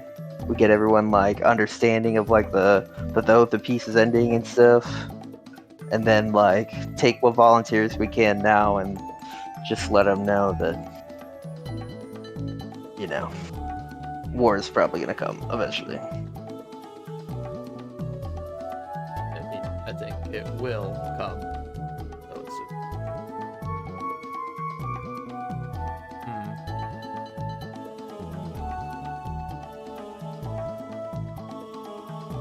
So we need to gather them, right? All in one place. Yeah, I mean, they're all here on the beach. So I mean, I think what we could say like, hey, everyone, we're gonna put on like a performance type thing. So is everyone are you guys on board with that? I mean, we could do like a banquet, like to celebrate the fact that everything is resolved and everything, and give them a chance to kind of just celebrate the games, and then during that banquet we'll talk or something. Well, now they're all working, do we want to possibly just, instead of talking to everybody, pull aside the leaders of each group into just like a council meeting? Yeah, I think we just talk to the leaders, and then maybe let them decide how involved they want to be, because we've already spoken to some of them about this stuff. Yeah. Like the turtles, we've already spoken to. I know that. We'll just reiterate what we want with the leaders, and then during the banquet or whatever, if they want to address the people that are there, and the leaders can each individually say something, and then we can say something, and then we can do the performance or whatever, and then after that let everyone just enjoy themselves. Yeah, Maybe stay for the one more day to let people who are going to come with us kind of get their affairs straight. Mm-hmm. Yeah. So we'll stay another day so they can get ready. Yeah, that sounds good.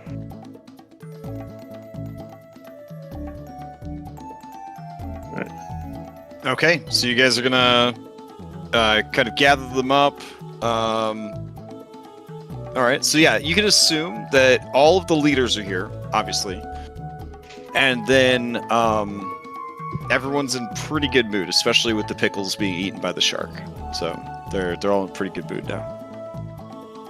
Sometimes the shared survival of a trauma is all it takes to bring people together. Also, it was going to be really embarrassing if the pickles swept the whole games. So yeah, probably go bad. Okay. Take it away. If you need particular music to set the scene for what you're doing or whatever, it's in your hands. What do you got for me?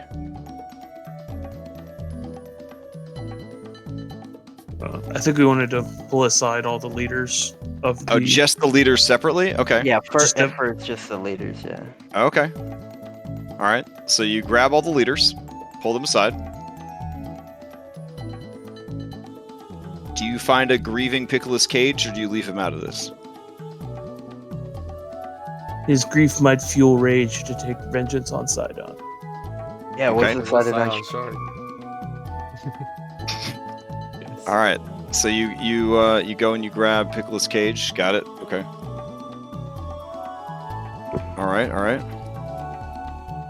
All the leaders, including Latona, are assembled.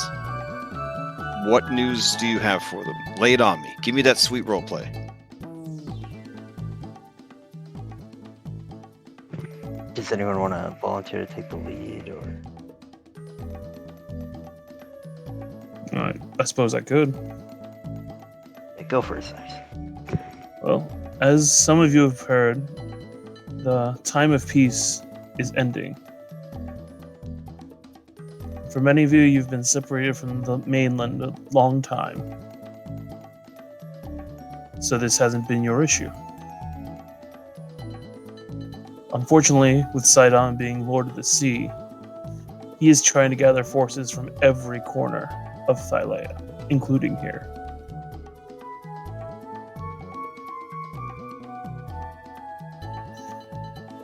We wanted to see and ask if you would join us in our fight against Sidon and Lutheria.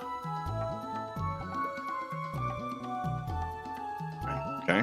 They all look real thoughtful. And Randug turns and looks at Nicandros and says, Aye, Foxman, Nick, you've been straight with me since we met. Are what these outsiders saying true? You're a worldly being. You know your way around these places. Is it true the Titans plan war? And Nicandros puffs out a few smoke rings, lets the vape kind of hang between his sharp teeth, and says, outwardly, Lutheria supports her husband, brother, and his efforts, but in truth, she has no interest in war. All come to serve her in the end, and there is no need to rush. Where once she harbored a great love of the settler races, it was replaced with hatred. But in 5 centuries, the flames of hate have burned themselves out. But Sidon spent those 5 centuries stoking the flames of hatred in his heart.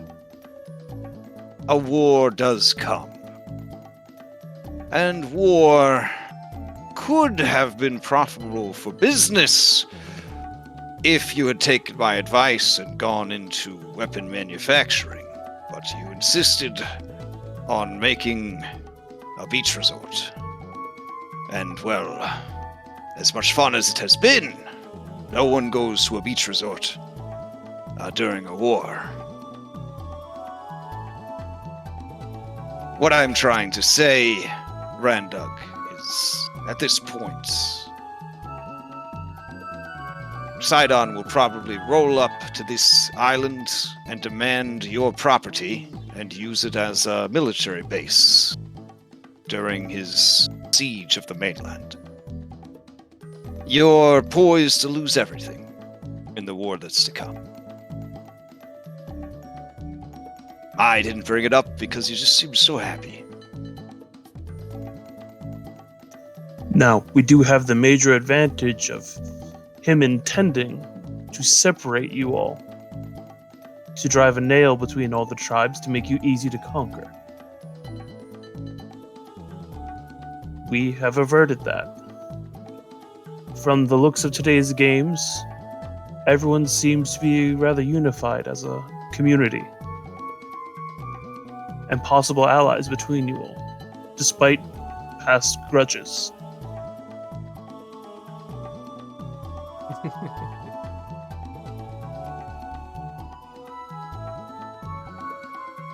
All of you have very great skills, and what one side may lack, the other tribes can pick up the slack on. Together, you're a force to be reckoned with, and Sidon would think twice before trying to waste resources when he faces greater threats from our other allies and from those of Mitros than other followers of the Five. Latona nods at Cyrus's words and says, what this Titan-blooded hero says is true. We are all misfits, orphans. We came to these islands because there was no other place in the world for us to fit. We are the extra pieces. But those pieces can be fit together to make something new. We do not mean to live apart from you, high on the cliffs. It is just within our nature to do so. But from those high cliffs, we can keep a lookout for approaching ships, danger. We can have wing and ear on the wind for rumors of change. You, she motions to Turin, have powerful magic, knowledge, and history. You have great healing, herbalism, medicinal skills, and strength. Randog, your people bring a great industrious nature that allows you to think outside of the limits of tribal society. Pickles, your people are very enduring.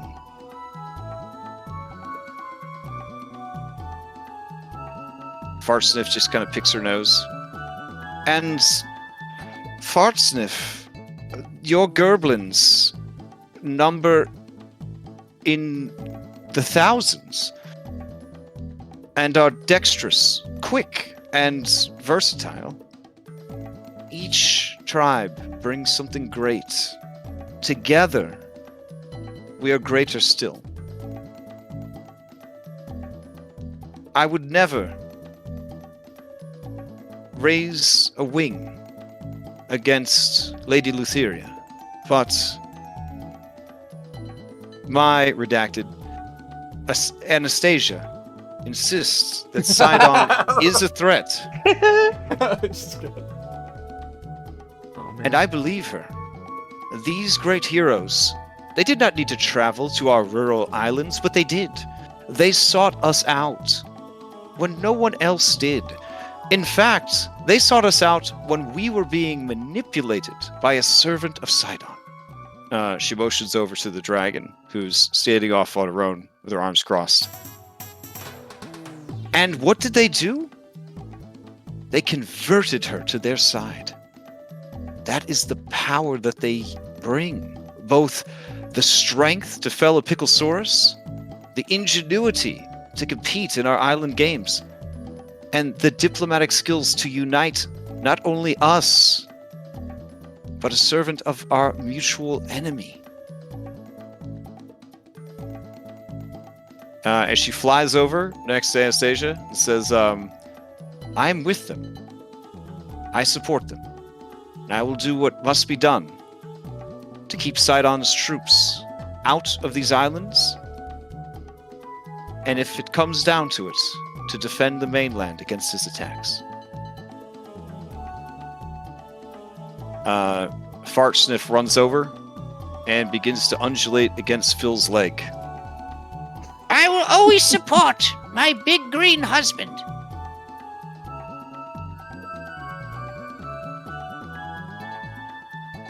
Pickles looks around and says, we're not really fighters, but we can provide lots of food. Yeah. And Teg says, I already told you guys that we practice peace, man. We're not gonna go to war. Sorry.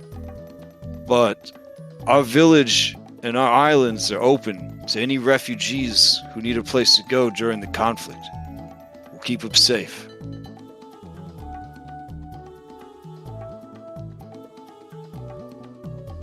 Turin says, I've already discussed it with Hypatia, but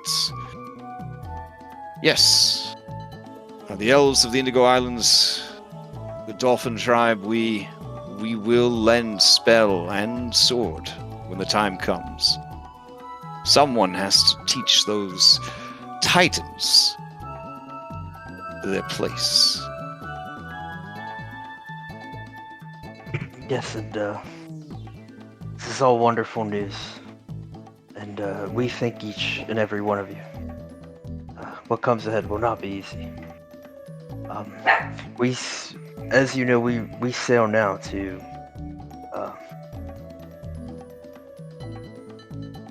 get the wave side on it.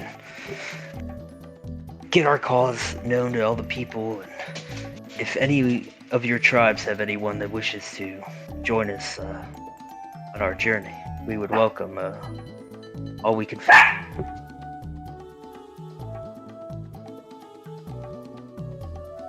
Yeah, they all kind of nod, and then Randug says, Oh, well, I guess if everyone else is doing it, I don't want to be the only one who's off on his own. The whale tribe will do everything it can to help during the war that is to come. Because I ain't about to have everything I worked so hard for turned into some military base. Oh, I forgot to mention this. We do know the forge god Vulcan. If a couple of your artisans may want to go train with him for a bit. Oh. He is taking some apprentices. They could even meet their cousins from the mainlands. Exchange of knowledge is always good. Yes. I will talk to my people, and we'll get something worked out by tomorrow.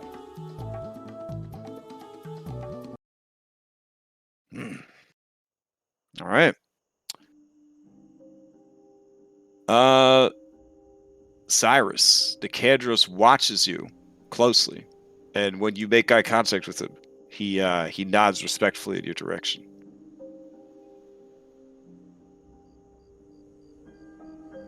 I'll reply, give the same nod. Okay. All right. With that, they begin to kind of break apart and return to their various people, but you do see that the different groups are now intermingling a lot more than they were before.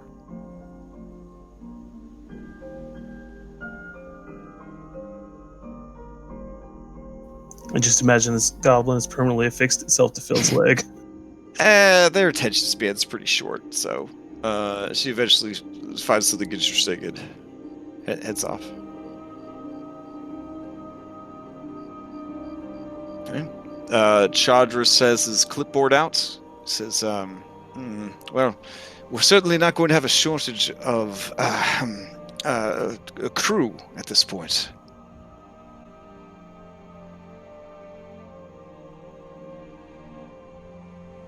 It's excellent news, isn't it? Yes, it means that some people will never have to row again. Or we split the rowing, so... Well, I mean, some people have no other skills to offer. They would be lost without rowing. It's really, honestly, for the best to just let the rowers keep rowing, and these new rowers could take over for our weaker rowers. Yes.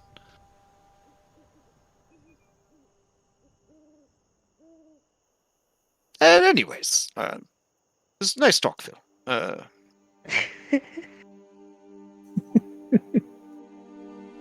right. Valeris would like to go with you, Anastasia. Absolutely. Okay. All right. So yeah, members of each of the tribes would like to journey with you to understand more about this war that is to come and the world outside of their islands. Is there a hard limit to how many from each tribe you're willing to accept?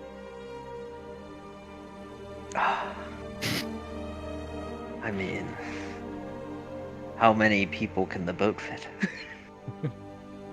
I mean, it's a big ass boat. You did have a full crew though, so this will definitely things will start to get a little more squished. But you could just have less in the hold and make more living quarters down there. I thought also it would allow for some of these individuals when we get back to Mitros or somewhere else if they wanted to. Also, you guys, I'm going to just be honest, you haven't been making any sacrifices to the gods, especially Sidon, so the stable area down in the hold, you could just abandon that and turn that into living quarters.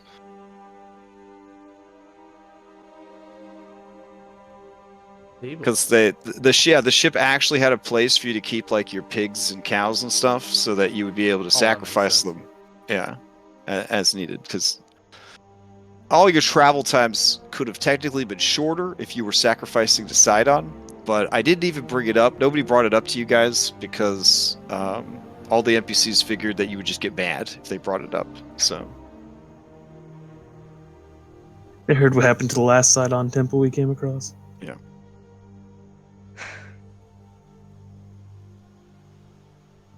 All right. Yeah.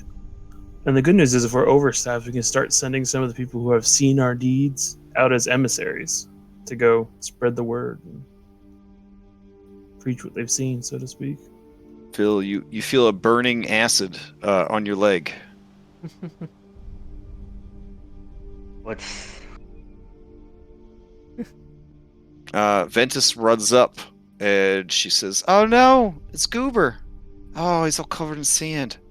Oh, never mind. He's melting it." Phil, he is managing to get through your cancerous green makeup. What do I do with it? Just like rub them all over your body, I guess. Unless unless you want to be green forever. No, I don't. I actually feel sick. I'll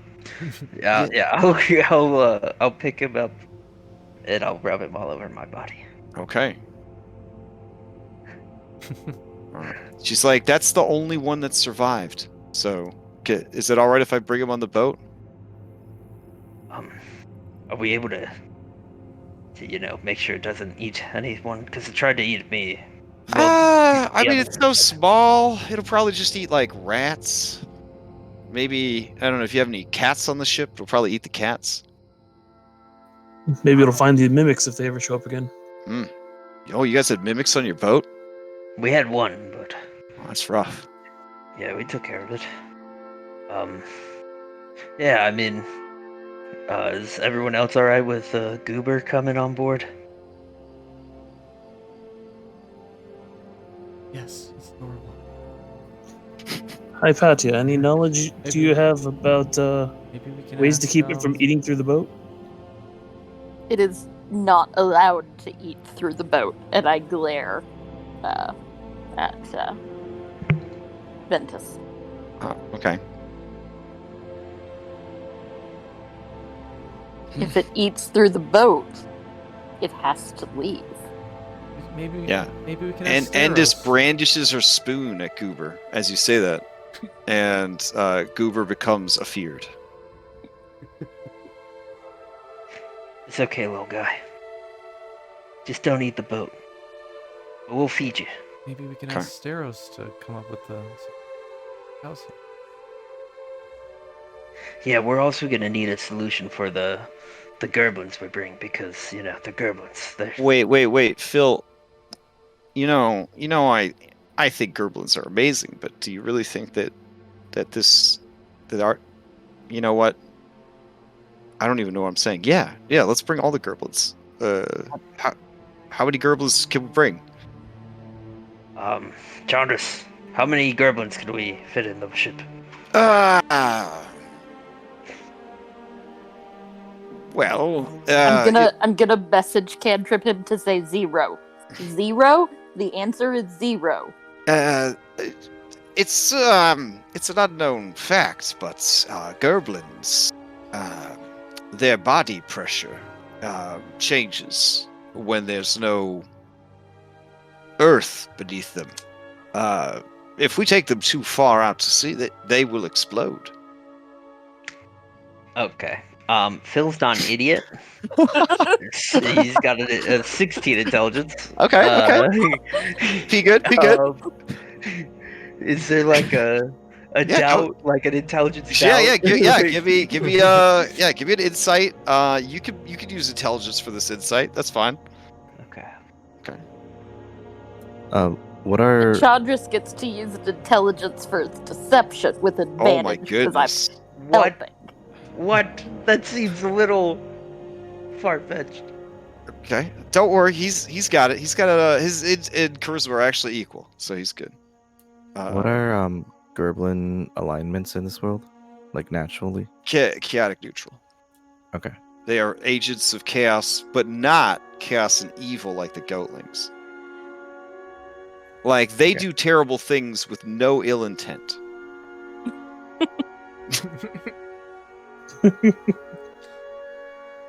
They cause mayhem. They're not trying to cause mayhem. Yeah. The goatlings are do horrible acts of cruelty because they're horribly cruel. The Gerblins are unable to know the difference between right and wrong. They could never be held accountable for the actions of good and evil. Yeah, Rosette was just remembering a story that her dad told her when she was young about these Arisian sailors who allowed harpies onto their ship one day, thinking that they could help those harpies become good people, turn back into sirens, etc., etc.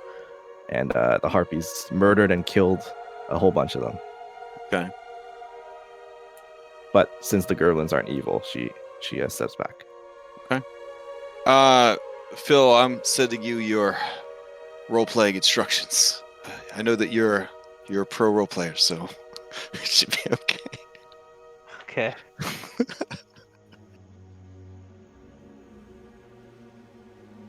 Oh, I don't want any of them to be hurt. That would be terrible. Thank you, Chandris, for this insight. Well, can we at least bring? Do you think maybe a couple? Cause okay, you seem pretty serious. All right, they'll just stay here and prepare for. Wait, but how are we gonna get them to the mainland? These are problems we need to. Well, You're why right, don't we put a pin in it and we can have Steros make them special pressurized suits. It's a good idea. Do you think we could get a prototype so we could at least take one?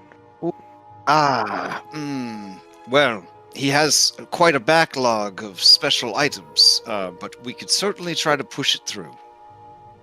Why don't we take a pair of their dragon pajamas, and he can use that as a pattern? Oh, that's a great idea. Yeah, then we could always swing by and pick them up when the suits are done. Yes. Excellent. Yeah, this is why we bring you. You know, not everyone wanted to bring you, but I knew you'd be useful, and I'm glad. I have heard. You even insinuated that your allies were racist because I am of Stygian birth. So I appreciate you pulling that race card for me. Kyra talks a lot when she's been drinking. So. Oh. Yes. Well, I'll have to talk to her about that. But thank you for looking out for their best interest. Does Ventis know I'm an idiot? She thinks it's endearing. So. Okay, good. Okay. This supports your claim earlier that you're going to give her all your money. I say that she's a gold digger, but she is a copper dragon. So, I mean, that's also another Kyra song, I think. Why am I now imagining the goblins in Big Daddy suits from BioShock? little Big Daddies, or Big Daddies, are there around. like 7 of them in one? Yeah.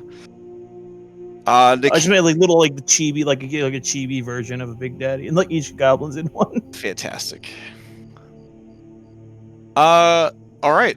Does anybody, you're gonna put on a performance? You said to celebrate this new like unity or whatevs that's going on. I mean, you don't like literally have to improv one, the Saint Skull and Shackles. We're not going to put on an improv play. Please, God, please no. But if you wanted to, I would. I would support you 150%. Just let me go grab we'll another perform drink. the song. Let's all go to the Indigo Islands. Okay. It's a very complex performance with play elements and dialogue as well. Does it So go we have like special let's guests. all go to the Indigo Islands? Is that the melody or no? Sure. Okay, because I think that might actually be a real song. Anyways, that's fine. All right. So who's performing? You, Anastasia? Yeah, but we're also going to have a. Do you need backup fly girl? We're gonna have a guest, Anastasia. I think we for this song, I want to make it super special. So there's going to be a segment in the middle where someone is just going to recite like a poem or some kind of a monologue. Like slam poetry? Yeah, like okay. Like a dramatic reading of the dragon flying in and the fun times to be had at Indigo Island. So okay, who do you think would be best for that? You think Cyrus? I point to him right there. I don't know. Cyrus shown any?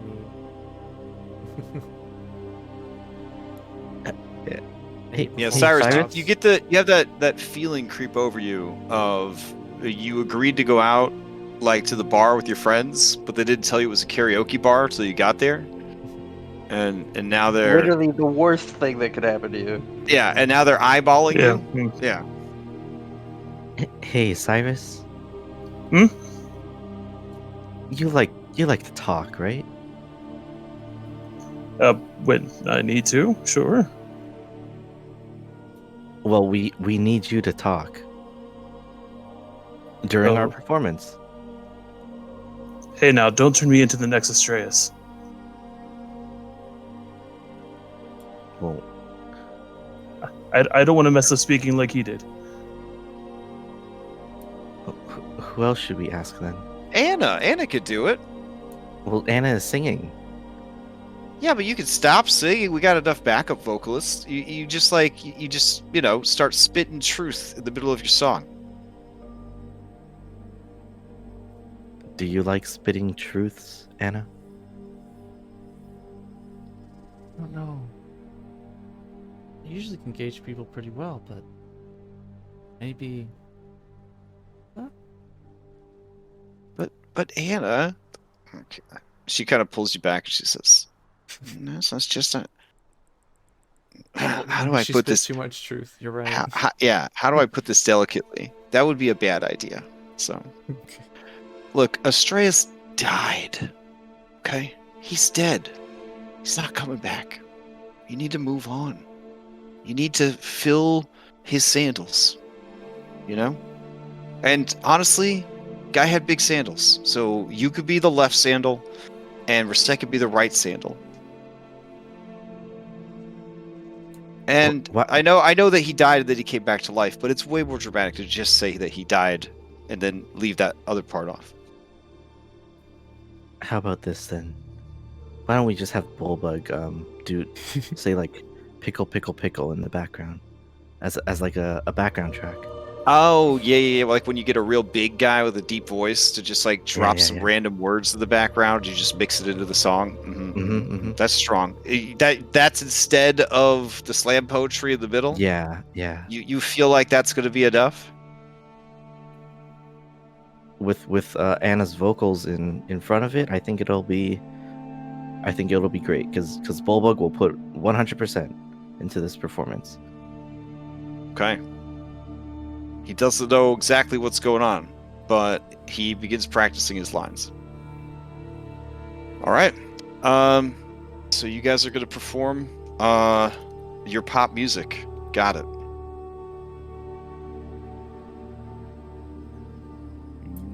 Yep. All right. Let's go to the Indigo Islands. Let's go to the to Indigo Islands. Got it. All Go to right. Indigo, go to the Indigo. Oh, nice, nice. Okay. All right. Then, yeah. I guess you guys are at a high enough level that it will ultimately be, successful. Gotta go. But you could always roll to see just how successful it is. Gotta go to the Indigo Islands. Okay. So is that what you do or no? Yeah. Okay. Wait. So you just let it go, or are you gonna roll checks? Oh, we'll roll, I guess. Oh shit. Okay. I'm basically- running like crap today.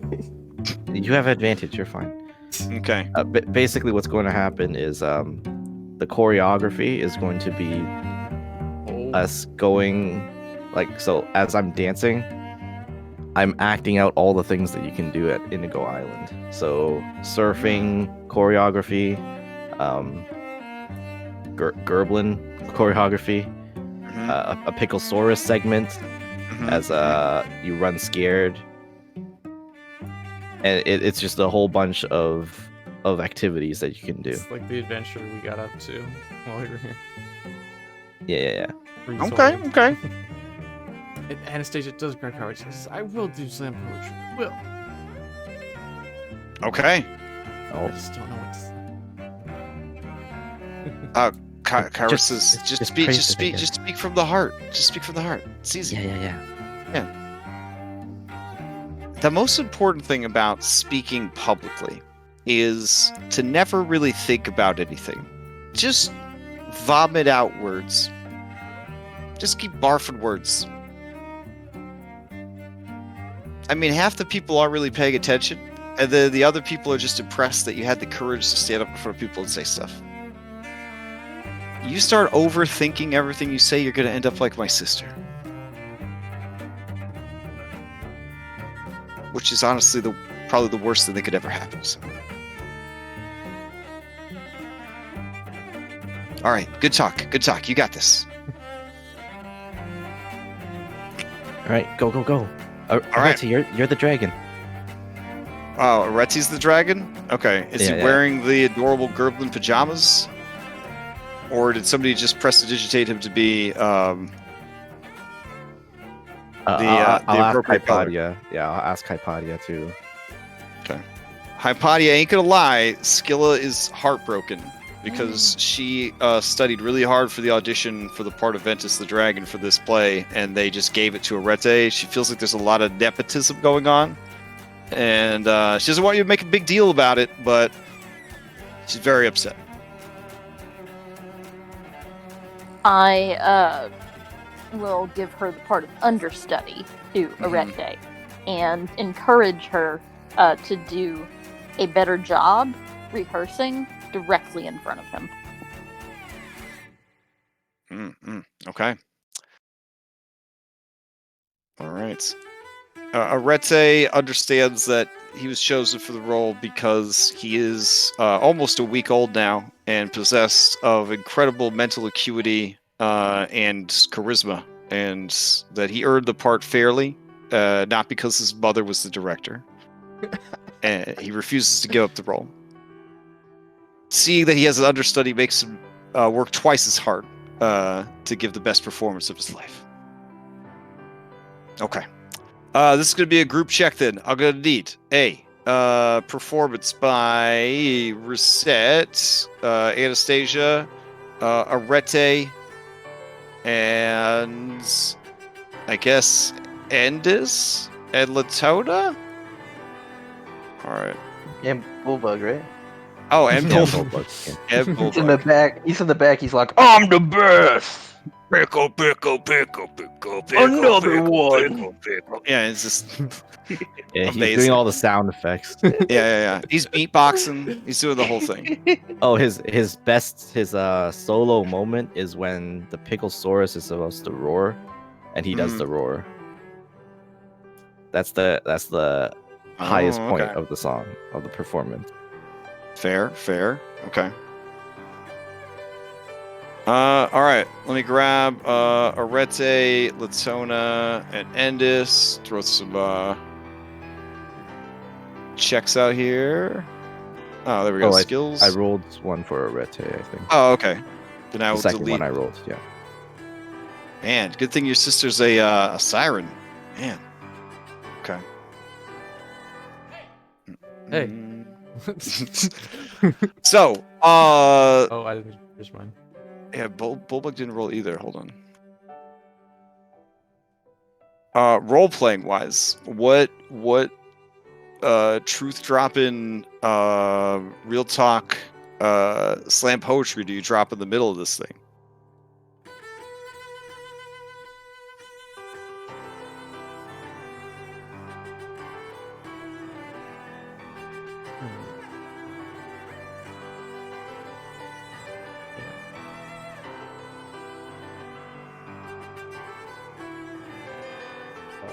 Do you need ideas, Anna? We came to an island divided. Storms brewing. I don't know. Yeah. Yeah. Keep going. Were you actually gonna slam poetry? I thought you were just gonna say something dramatic and just move on with your life. Oh man. Okay. Yeah. You say something really existential. Yeah, nobody was really expecting you to do actual slam poetry. my That'd be horribly goodness. embarrassing. Oh my god. Yeah, what do you got for us? Like, what message are you trying to deliver through this concert, through this performance? What lingering feeling or message or purpose are you trying to leave in the Indigo Islands on your way out the door, essentially? Yeah. So even though like it's crazy what we're doing, trying to go up against the Titans. Like everyone's stronger together, and we'll see it through no matter what. Something like that. Okay. All right. So we're set. You were so preoccupied with being stage bomb. Your performance is lost amongst all the other performances.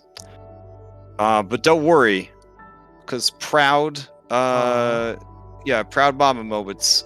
Baby did good. Latona decided that being a siren was a good racial choice. Avoided that nat 1. And is extremely pleased that despite Resette's continually embarrassing and distracting wardrobe choices, she was able to do way better than Reset. Anastasia also taking advantage of being a siren. Bullbug. No one's surprised. Wait, why did you roll perception, Bullbug? Hold on. Oh, sorry. There we go. And he's just said the word pickle over and over again. I guess it's okay. Overall, a strong performance, a memorable performance that stays in the hearts and minds of the people, and hopefully into the coming war, cementing them as allies and not enemies or victims during the war to come. All right. So, does anyone else have any individual business that they wanted to cover on the island? Else, I will take you back to the wider world, and you can begin charting a course to your next destination. Yeah. Oh, and out of curiosity, did anybody want to go fight this fucking shark, or no? Maybe later. I mean, if we sail the Mitros up to it. I mean, not the Mitros. The Aldros? We sailed the Mitros. I mean, dude didn't live as long as he did to take on a ship that's like 100 times his size. You know what I'm saying? Like, he'll definitely be like staying down below. Yeah. Yeah, I mean, I'm really not trying to fight him on a little less boat, so okay, I saw what okay. happened to the pickle. Bill, do you wanna maybe help his attitude a little bit? Maybe we can get some of those things out of his face. You want to go parlay with it? I mean, Maybe we could add a few more things to its face. Oh. Hmm. Yeah, Isn't maybe it not. agent of Sidon? Yeah, but so was Ventis. Yeah, but you know, she let me do stuff. This shark is just a shark. Okay.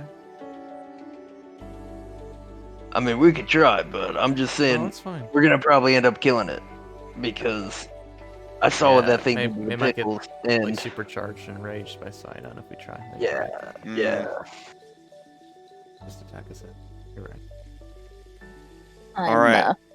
gonna go to bed. I got a real early. Oh yeah, morning you told me tomorrow, earlier you so, had a super yeah. early morning. All right. So some- story-wise, Hypatia is going to retreat to her cabin and continue her research into the Fates loom.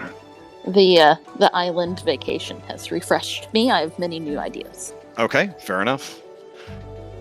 All right. So,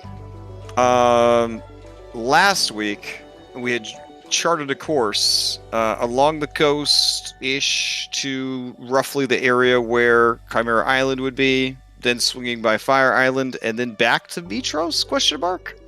Is that still the intention? I'm okay with that. I think visiting Mitros would be a good idea and see what's going on there and resupply because we've got to be running low on food at this point, Okay. right? Like, And is the goal to go take out the Chimera Queen to get the Yeah. 5,000 drachmae bounty on her head? Yeah. Okay. Yeah, let's go make Ventis 1,000 drachma. Okay. Robot Pelican Transformer Lady does arrive with a delivery of the reforged Sidonite Staff of Thunder and Lightning. Ooh. It has now been made into the Staff of the Bronze Dragonflight. So there are some mechanical differences between this and the other staff. Let's see.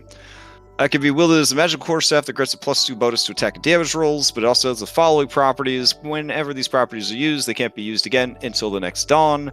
Lightning, once, we'll just call it once per day. It's the easier way to put it. Once per day, you can trigger it to do an extra 46 lightning damage when you hit with it. Once per day, when you hit with it, you can make a crack of thunder, audible out to 300 feet. The target you hit must make a DC 17 Constitution save or be knocked prone and pushed back up to 30 feet. Lightning Strike, you could use an action to cause a bolt of lightning to leap from the staff's tip in a line that is 5 feet wide, 120 feet long. Each creature in that line must dexterity DC 17 saving throw, taking 9d6 lightning damage on a failed save or half % success. Frightful Presence. Each creature of the dragon's choice, I just copied the words entirely, that is within 120 feet of the dragon, and aware of it must succeed on a DC 17 wisdom saving throw, become frightened for 1 minute. A creature can repeat the saving throw at the end of each turns, ending the effect on a success. If a creature's saving throw is successful, blah, blah, blah. And then finally, the Bronze Dragon. You could use an action to use the Lightning Strike and Frightful Presence properties at the same time. Doing so doesn't expend the daily use of those properties, only this daily use. So that's really, really good. That's awesome. Is there an item? that Yeah, we it's could in use? the item tab. Oh, okay.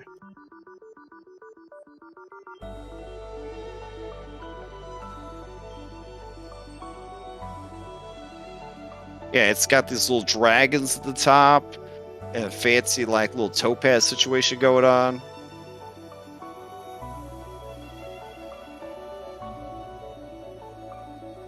the one dragon's cool. like, "Hey, I'm trapped in here." And he's like, "I'm coming to help you."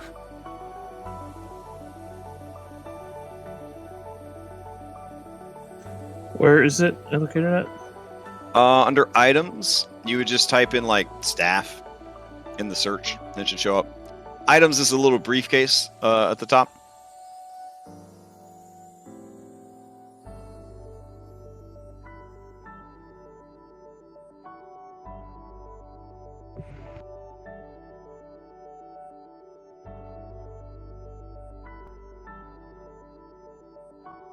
Oh, cool. Hmm. So I'd definitely be interested in using that if anybody else wasn't. I mean, it's a good item. It does require attunement. Yeah, go ahead.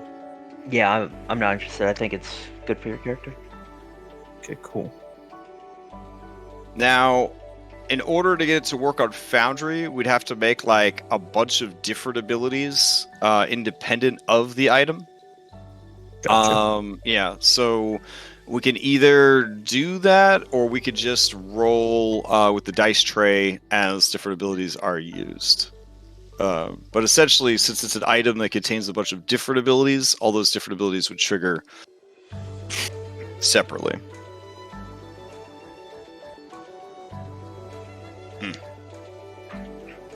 All right. So, let's see.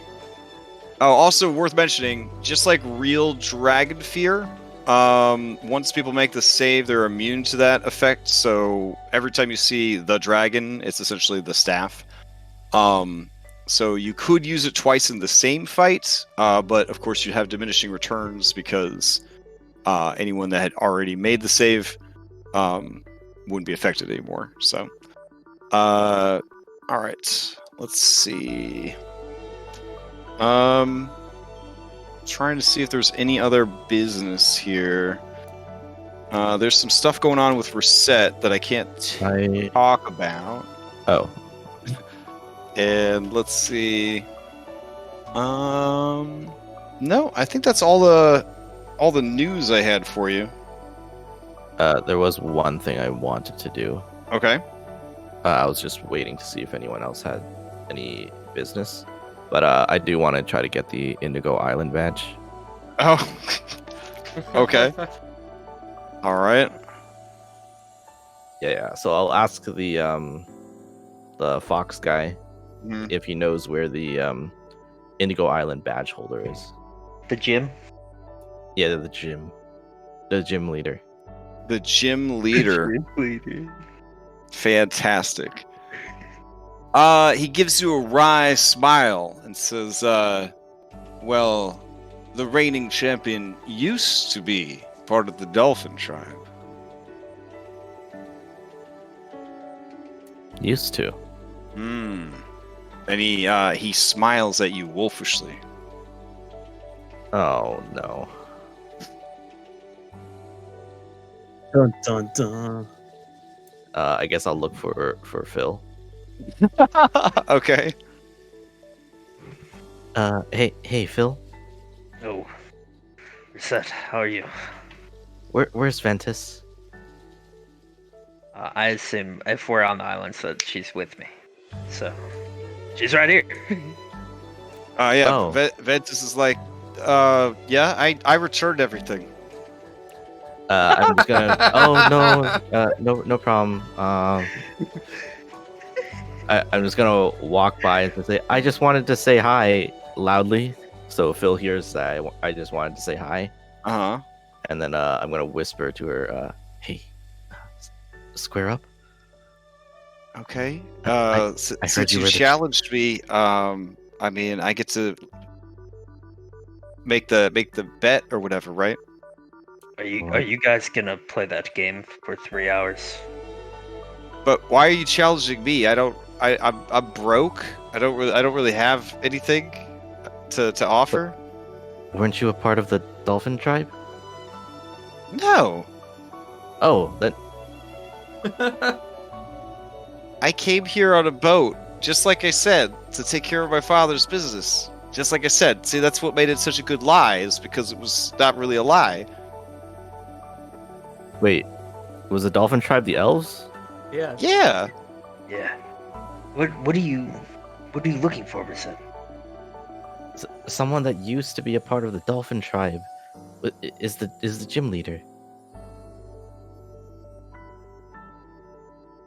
Are you the gym leader? Ventus stamps her finger. She says, "Oh yeah, I killed that guy." Oh, Yeah. But that would make the second best player on the island the new champion. who's the second best? The amazing Mr. Fox.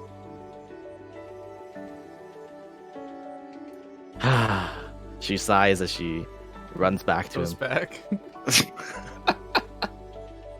Okay. He smiles as you approach and says, there she is. You put it together. Yeah, I had to talk to Ventis. Mhm. She said you're the best player now? I mean, people have told me that. Alright. Are you going to try for this badge here? Yes, I'm going for the badge. Oh, that's okay. Okay.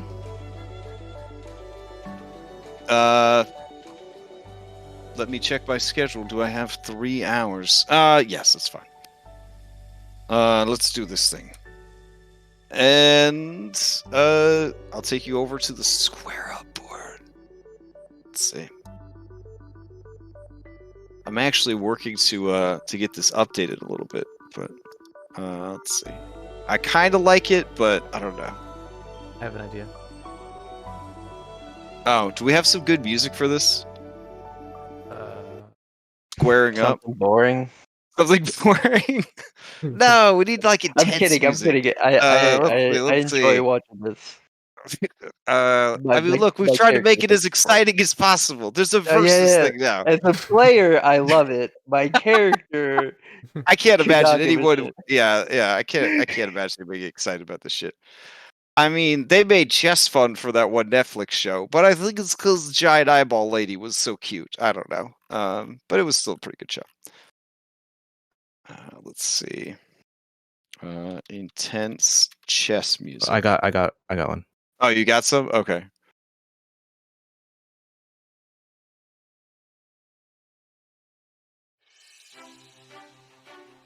Okay.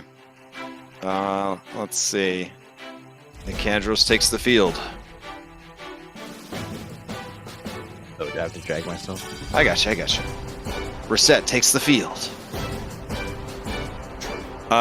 You'll notice that the rules of the game, you could just click the picture in the bottom right-hand corner, and it'll open the journal entry. The magic of Foundry. Which picture? Isn't there a picture in the bottom right-hand corner? Oh, it's black for me. Oh, really? Yes. Oh.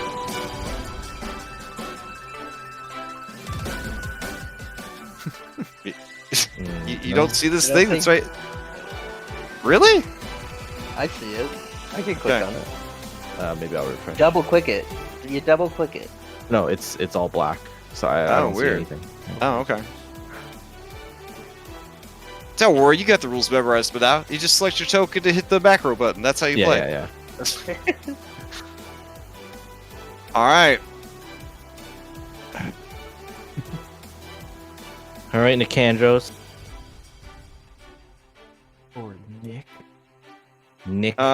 Since you are only playing for the badge and the notoriety, I won't ask for the normal price of my time at the squares table. Your soul. Instead, we'll just give you this nice badge I have. All right. All right? A nice friendly game between friends. Mhm. Square I up. I got myself a new set the other day. I'm playing with the Silver Dragon set now. Oh. But is it the Blue Eyes Silver Dragon set? And he slams down his Blue Eyes Silver Dragon set. Wah! No. With holographic tiles. She squints and squints in pain. But there are only 3 copies of that in the world. In this world, Reset. In this world. I want to see Reset's token shake like she took Impossible. damage, like like a jerk. Wait till you reach the underworld. That's when the game really heats up. I cannot lose. I will not lose. You need the pieces of Square Zodia. All right. There's a bunch of serious anime, like sports anime, like camera cuts as you guys pick up your little triangle and circle pieces and move them around this tiny ass board. Everyone's like sweating. some episodes are just 20 minutes of inner monologue as you talk about how important it is to keep trying and never give up.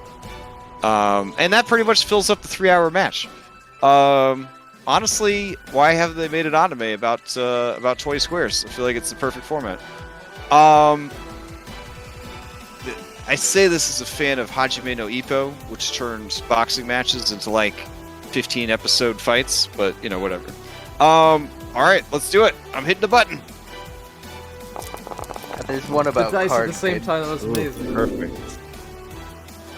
All right, let's see. In the first round, that's one for Nicandros. In the second round, we're set. In the third round, wow, I guess being thousands of years old helped with that one. In the fourth round of Deception, unsurprising that an Arcana Loth would beat you with that. Intimidation, and then Persuasion, but then you got it with Perception. So you're at I'm gonna 5-2. I'm gonna re-roll my performance then. Okay, just see for if I style. can, just see if I can make it closer. Okay.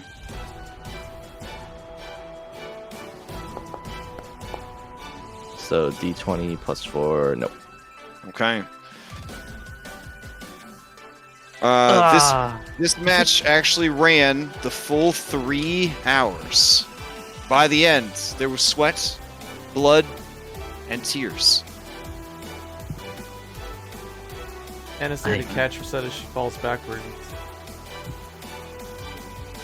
Nicandros third tauntingly flashes the badge from the inside of his vest at you, and he says, "I guess I'll be seeing you again, Reset of Arigia."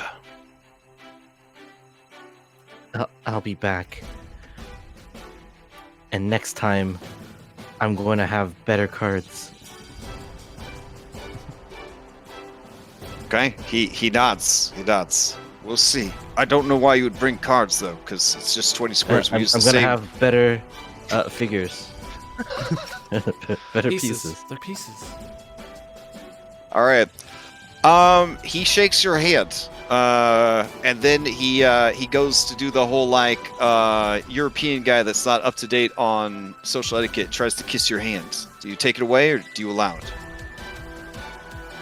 She doesn't care. Okay, I feel like that's kind of normal in Arisia. Oh yeah. So he gives your hand a kiss and releases it and says, "Yes, we'll play again. I have no doubt." All right. And with a snap of his fingers, the board begins putting its own pieces away. Look at him next time. I need better pieces.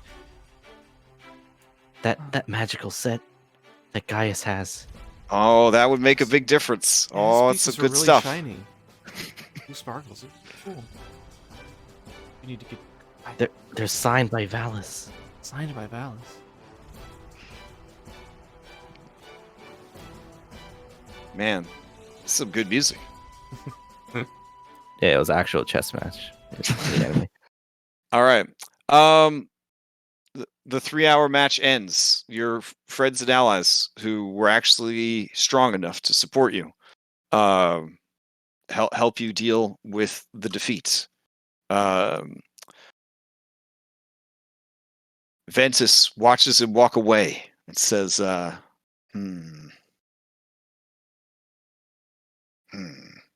I really don't like that guy. Did he beat you too? No, he's resistant to acid, so he just laughed at me when I breathed my breath weapon on him. Oh. Well, he's not even resistant to acid. He's immune to acid. Like I said, he started doing this, and she kind of starts like pretending to wash her armpits. It just made me really upset. He was the one that told me of your secrets. Oh, did he? Wait, so you didn't figure it out on your own? I mean, I had a hunch, but What? the poison and stuff. The poisonous stuff? Well, remember the first night we drank? Mm-hmm. You were drinking this acid poison stuff. Mm-hmm. It Yeah. was quite good, but it's not typical for people to drink, you know. Oh, So I gotcha. that's what helped me draw the conclusion. Oh, that's what gave it away. Not the fact that my favorite food is live insects. I mean, they were quite good, so I couldn't blame you. Yeah, they were good. That's right. Or the fact that when we made love, we destroyed the hotel room. Is that normal for you? Sometimes, yeah. Oh. Wait a minute. You've been with other women?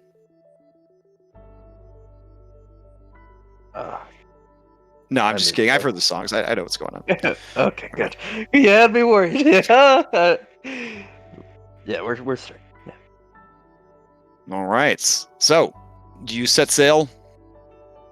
Leave the magical Indigo Islands behind? With the promise of returning one day for a quick 3-hour stop?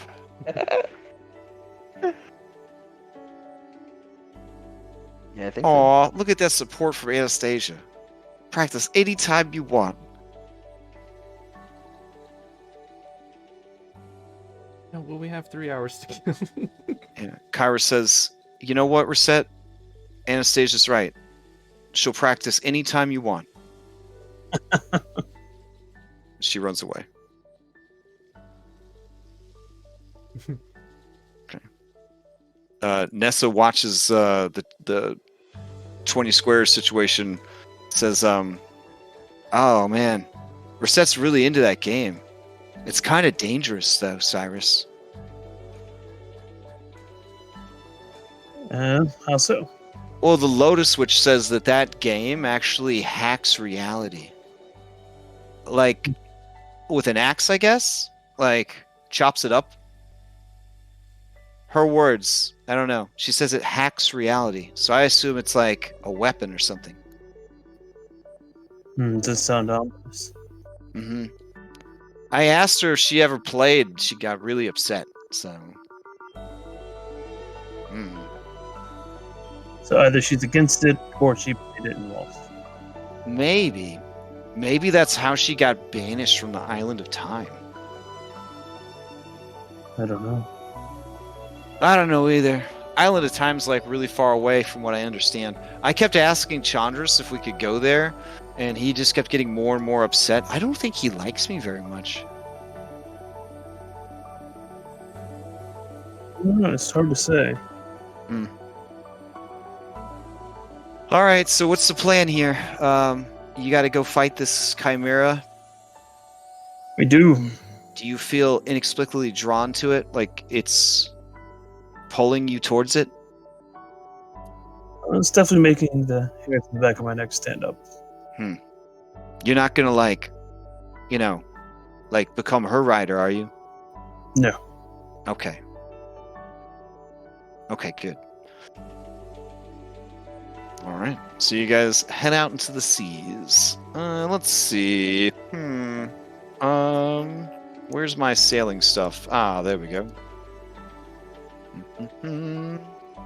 Okay. Roll on this little table. See what terrible thing happens because you refuse to sacrifice the Sidon. Let's see. Holy shit! Well, that's wild. As you guys are sailing along, on the end of the first day of travel, a rift opens up ahead of the ship in the air, and water begins to pour out of the rift, creating a massive floating waterfall. This sudden influx of water from another plane of existence causes horrible waves, the roughest you have seen thus far. The ship is tossed and shook, and where the waterfall is coming in, it is pulling the ship closer, and your ship is in danger of being pounded by this extra-dimensional waterfall. How will you guys respond?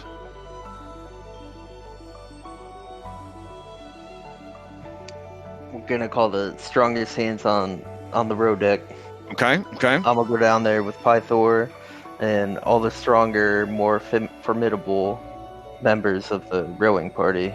Okay. And we're gonna do our part there to try and resist the the currents and the. All right, doubling down on muscles. Okay. Anyone else have any contributions for this? Everyone's grabbing buckets.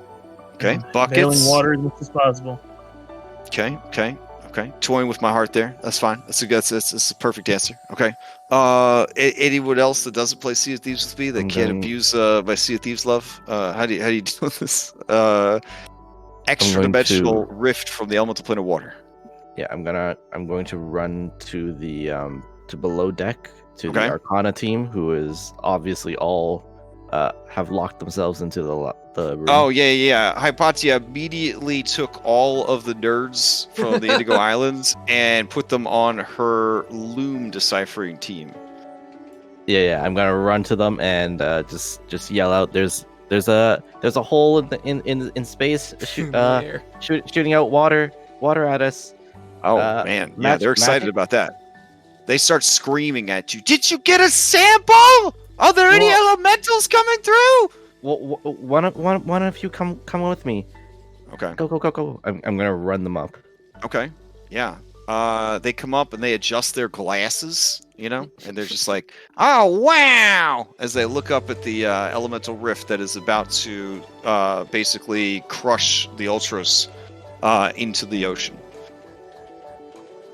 How do we not sink?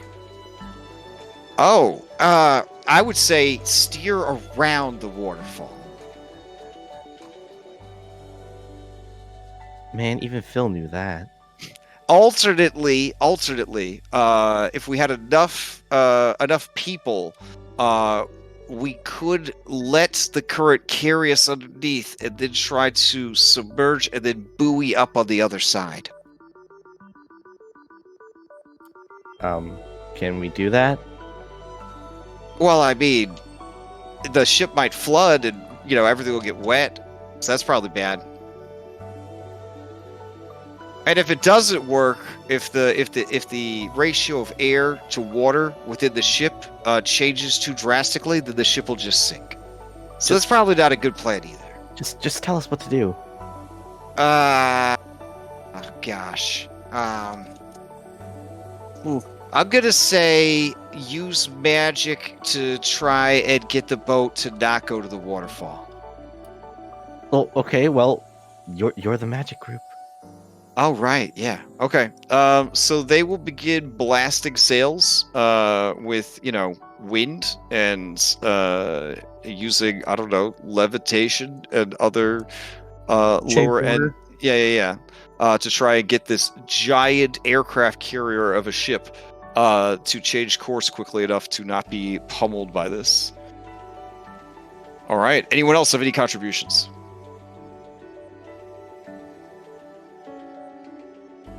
Going once? Going twice? Man, sing encouragement. Sing encouragement. Just sing all the problems away. I'm useless. I got nothing for this. What do you mean? my gosh. It's so important. There's a reason they take a drummer into battle. They give the guy a drum and 2 sticks. Kyra looks so hurt. She's like, wait a minute, are you telling me that people that sing are useless? No. And she runs away sobbing. Prove it, Anna. Prove it to her that you didn't mean it. Yeah, I definitely didn't mean it. Alright, I'm gonna take out her lyre that she gave me. Okay. And get everyone, the rowing team, to more coordinated so they can steer quicker. Okay. Performance, which I get a +2 because of the lyre. All right. Okay. 17's good stuff. All right, Phil, repping the muscle squad. Give me an athletics check. Yes, you can rage. And Yeah, I was gonna say I'm definitely Yep. raged.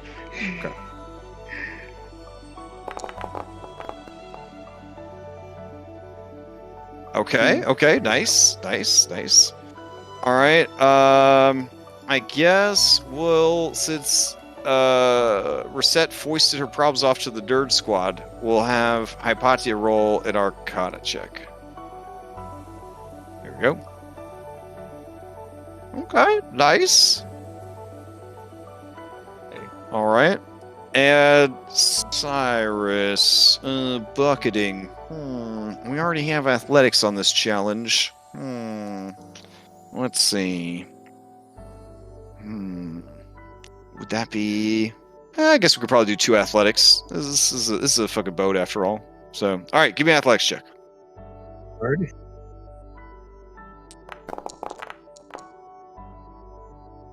Oof. All right. Overall, of the 1, 2, 3, 4, who are we missing? Who didn't Well, roll? Hypatia is not here. Oh, Hypatia is not here. Yeah, so 4. And Yeah. Hypatia rolled for resistance. Since you had a majority success on a group challenge, you were successful. You guys are able to steer clear of the pounding pressure of this interdimensional anomaly, and you don't lose any crew in the process. All right, fair enough. This is just such an amazing table of random bullshit that happens to boats. I love it. It was a tear in the material plane leading to the elemental plane of water. Tremendous. Okay. So your journey to Chimera Island is going to take 3 days total. So let me adjust the calendar real quick. So let's see. There's the event. Then you stayed 1 more day. Then 1, 2, 3. So it would be the 21st. Now there's a couple whales in there going, "Where the hell are we?" Yeah. Right. I have a question on downtime. Yeah. So now that I have proficiency in 20 squares, is it possible to train for expertise? Expertise is always locked behind feats or class features. Okay. But you can start trading in other skills or languages if you are interested in doing that. So skills I could do, like, for example, perception or something. Is that possible, or I think like I think weapons? raw. Well, I think raw. It's tools and languages. Okay. Yeah. I know that for 20 squares, you want to get those other skills then, so that you can start winning some matches. Let me substitute proficiency in the tools for stuff she's good at. Well, I think that is the benefit of the tools, right? Of being proficient in 20 squares is that you're allowed to re-roll, right? Yeah, I can reroll Yeah. 1. Right. Yeah, I think Okay. traditionally proficiency in tools lets you use that in place of like the other skills. Gotcha. Yeah, how could we do this without kind of... I think like just like continuing to practice 22 squares, like set an X amount of time, and like after she meets that time, she gets a +1 to each of the skills. Oh, just yeah. 20 skills. That could be cool. Like we could Just for 20 tier it. squares. We could tier it just for that. Yeah, that'd be kind of Yeah. dope. Okay. For now, until we get a concrete system, just keep trading in it. Okay. So Yeah, I'll change that it. would be- I'll double it to like 140, and then I'll just keep adding days. Yeah, okay, that works. All right. Yeah, that's a good idea, Phil. Or you could change, or it could be like an advantage on 1 skill check or something. Yeah, I'll come up with like a little like 5-tiered like sub-skill chart or something where if you keep burning away like downtime on it. I mean, I like that idea because it implies that people could, become very good at something without expertise. You know what I'm saying? Like they become, I don't know. I have a lot of feels after six plus years of 5e. So, all right. Let me get this map out of the way, and I'll switch you over to Chimera Island, and then force you guys to listen to both the weird, abstract story that has nothing to do with the island, and then the actual information that has to do with the island. So, all right. I do want to go apologize to Kara. What I meant. Okay. I meant that the spells that I had were not very useful. And you're great.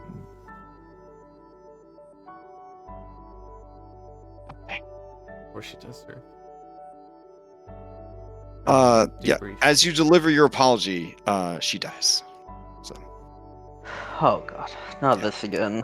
I don't want Susan Pickleman on the boat. No, she dies of gratitude for your quick response to apologize. She just is so upset with you, Anastasia, and she just tries to. She just says, I just wish that you saw yourself the way that we see you. You know? Like the way that I see you. You do so much, and you support everybody all the time, and you always inspire everyone to try and find the path through that will hurt the least amount of people, places, things. That's a contribution. It's not all about muscles blowing stuff up.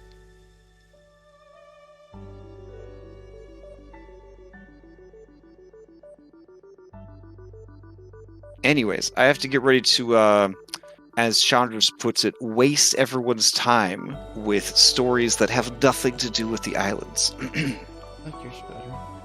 Thanks. Exactly. I'm contractually obligated to read these because the award-winning writers came up with this stuff. So, all right, hold on. I'll see you on deck. All right, let's see. All right, Chimera Island. Please say there's a chimera in the story so that blue-skinned bastard doesn't make me feel like an idiot this time. All right, let's see.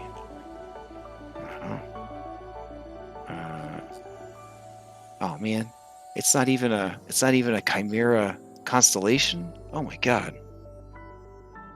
That's fine. That's fine. We can still make this work. All right.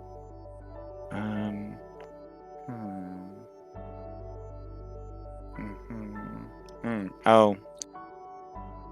Okay. The Trickster. Okay. Yeah, I remember this one. All right. So the night before you arrive, everybody gathers on the deck of the ship, and Kyra points up at the sky and says, "All right, over here is the constellation of the Trickster, the stars that are shaped like a flower. There was once a nobleman who took great pride in the vast rose gardens that bloomed on his estate. Eventually, these roses attracted the attention of the great trickster goddess," and she waggles her eyebrows, "whose name has been forgotten. The goddess admired the nobleman's beautiful flowers, but she mocked his boasts. It was his servants who deserved the credit, for they tended his gardens. So the nobleman made the goddess a wager. If he could grow a field of red roses without the aid of his servants, she must agree to marry him. She agreed, and for a year, the nobleman tended a plot in his garden with his own 2 hands, planting the seeds, cultivating the soil, watering and weeding every day. It was humbling, back-breaking work for the vain nobleman, but the seeds eventually took root and grew. But when the bushes finally flowered, the petals were not red but white. The goddess had switched the seeds to teach the braggart a lesson." And honestly, that's all we know about that story. Okay, that one was kind of bad. I have no idea what that had to do with chimeras. Give me a second. No, I got nothing. All right, Chandras, you're up. She just kind of mutters to herself as she walks away, like, I kind of thought we were going with some like Norse Viking shit there, and then we just kind of zigged when I thought we were going to zag, and I don't know. Anyways, So Chandras rolls up and says, yes, well, wonderful story.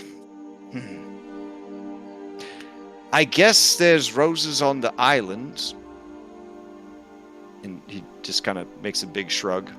But anyways, there's not much on this island. It is mountainous terrain,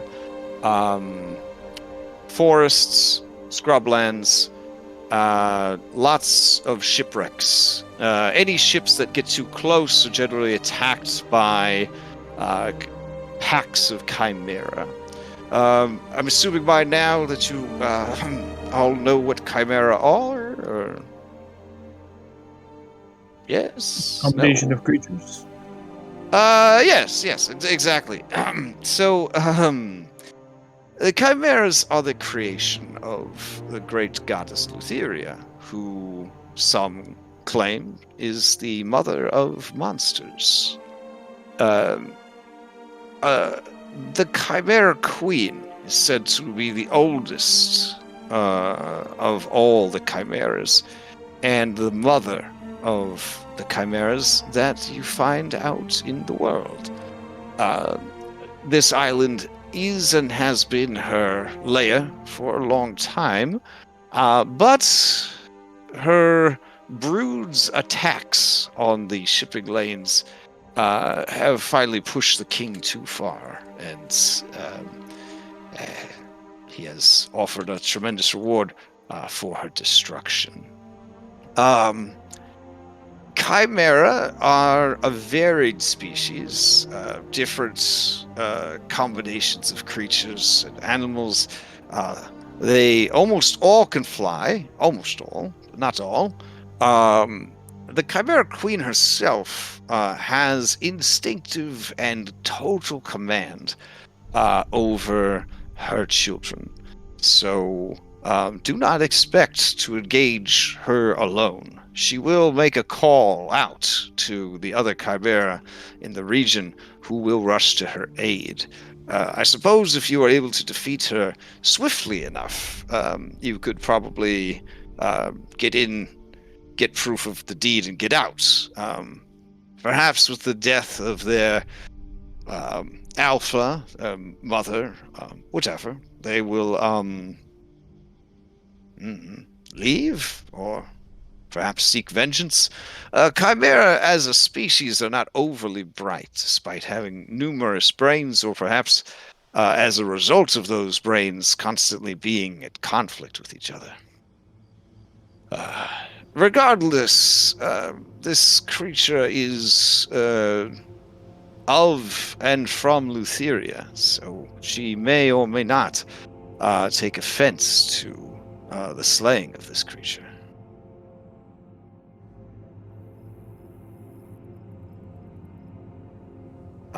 Any questions? Any rumors on what type of weapons she herself uses? Yes. Lilith, the Chimera Queen, has 7 different breath weapons. Each a different element of energy. Her tail is a long, undulating serpent with a venomous bite. Her draconic head, I believe, is fire-based. The lion head is thunder, and she has vicious claws, horns upon her goat-like head that can knock a man down or across a clearing. Additionally, she is possessed of an inhumanly beautiful voice that she can use to bolster her children and terrify her enemies. Could we, debilitate her by, slowly cutting off heads so she can use less and less weapons? I suppose if you did concentrated attacks on one particular head at a time, that might work. Which of the heads is rumored to be the most dangerous? That would be her lion head, which is more manticore than lion. Manticore? It has a woman's face and a lion's mane. Though that might be the hardest to disable, since I believe that is her true face. The tail, likely an easier target, or the ram or dragon.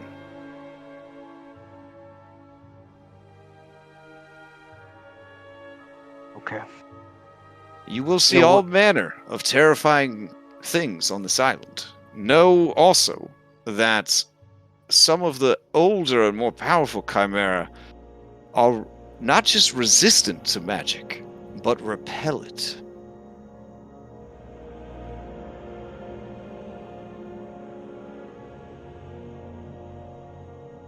It's a little troublesome. You know whereabouts on the island her lair would be? Yes, it's actually clearly marked on the map. It's this cave here at the top of the mountain. Okay.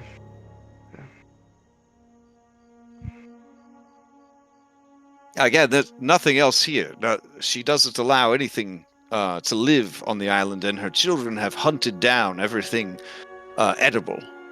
Now they're forced to feed on creatures of the sea or any sailors unfortunate enough to sail too close. It is said that unlike most of her kind, she actually covets the treasures of mankind. Ooh. That's good. I got this new girl that she really likes the money. Should we... Many ships have wrecked here. Should we not sail so close? Depart sooner? Oh, I mean, the Ultros is a great ship.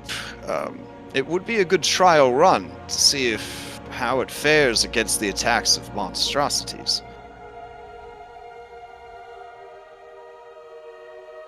I have been pushing to set aside money for more ballista. The ship is very ill-equipped militarily. What do you mean we're here? I mean that your crew has no real means of defending themselves. A ballista is like a giant crossbow, Philippocles. That three or four men can fire together. I'm aware of that. I did my time. Okay. Well, what I'm saying is the ship only has a handful of those. We could certainly do with more. They're expensive, though. The king and queen figured that the ship itself, its size and reputation, as well as your reputation in battle, would be more than enough to dissuade attackers. But those are intelligent foes. Mindless monstrosities, or massive sea serpents, will more than likely not be dissuaded in such a manner. Does she ever, the queen, ever go herself, the Manticore queen, to attack the ships, or is it normally just like her young? Sightings of the queen are few and far between. Okay. Here's what I'm thinking, guys. I think we have some kind of delayed alert go off on one part of the island to attract all of her young and those that would protect her. And when they're all going to that, we just swoop right in and take her out and get out.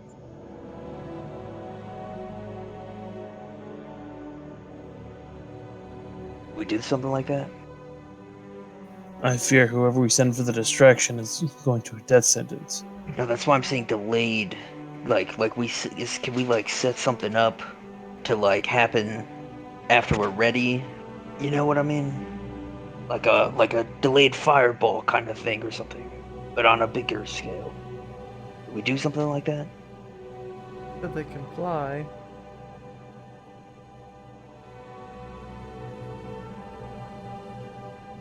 Yeah, I mean, like, it's not to hurt the children. It's just to get them away from the queen's lair, so we can go in there and do our business. What if? Focus their attention here while we strike here. You know, that's what I'm thinking. I do understand the concept. I'm just not sure of a means to do it. Versi, who has been quietly listening, says, "You've never seen Chimera Island, I take it." Just this map. Hmm.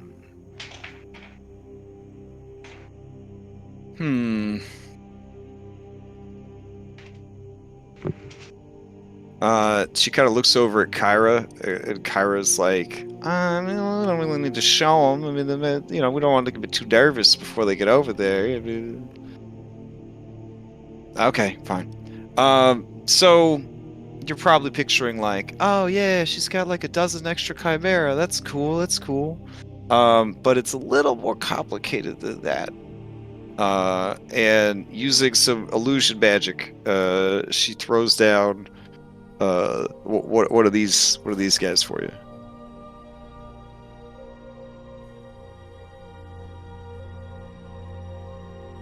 Now, Phil, we could use your plan and Chandra's desire to prove the ship is able to withstand a monster attack, but also needs to be budgeted for better defenses.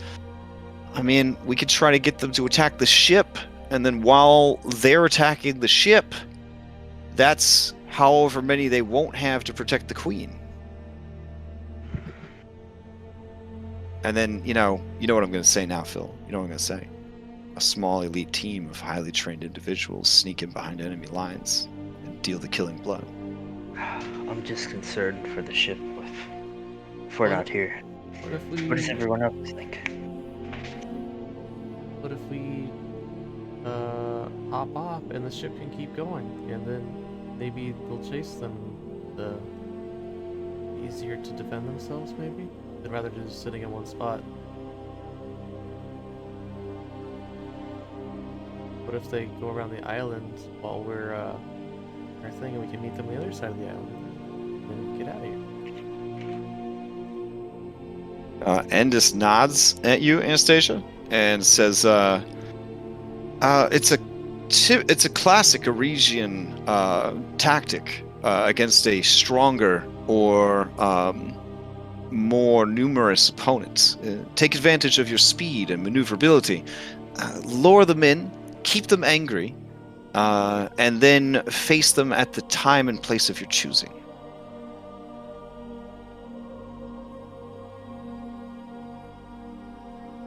In this case, the time and place would hopefully be when they give up because their queen has been killed. That could work.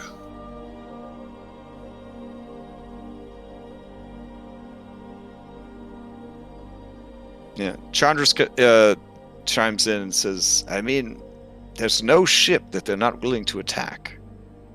Even one as grand as this.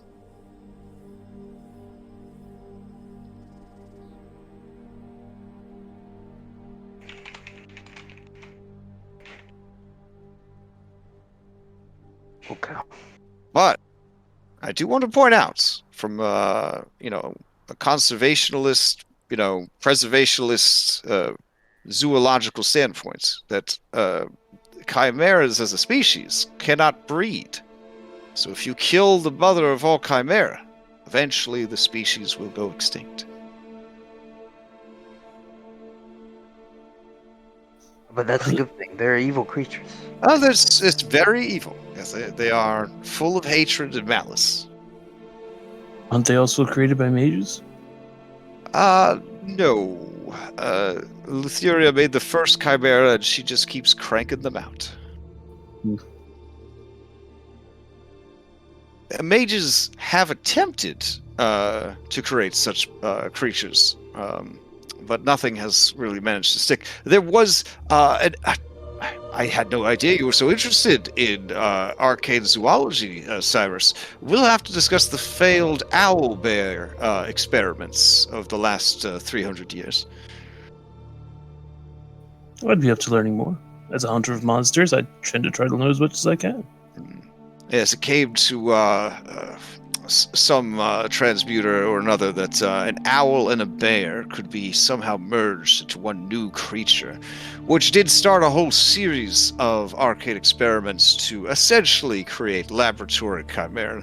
Nothing has managed to stick.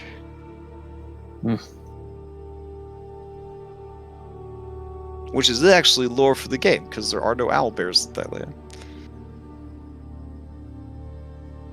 Good to know.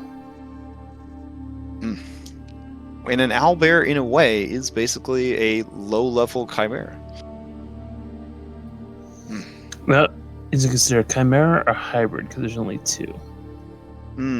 I think a chimera is any combined monster. Okay. Yeah, I don't think it has to be 3 or more. So.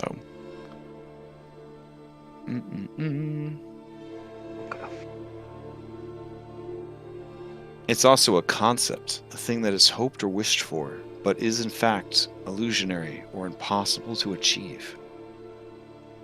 Alright. Okay. So this is what I'm thinking, alright. We do the boat strat, where we lure them to the ship. Alright. Hypatia does the underwater breathing on us all. We tie a rope to me, and everybody grabs on, and I'll swim us all underwater like a submerged, elite task force or something. And then, as we go underneath them, not being sighted, then we can attack. And the Ultros, I don't know why I keep making this mistake today. It just keeps going, and they shoot them off, and hopefully we don't suffer too many casualties. But casualties may be necessary. This island is desperately hurting our trade routes and the sailors of this wolf. Okay. There's a lot of nodding amongst everybody.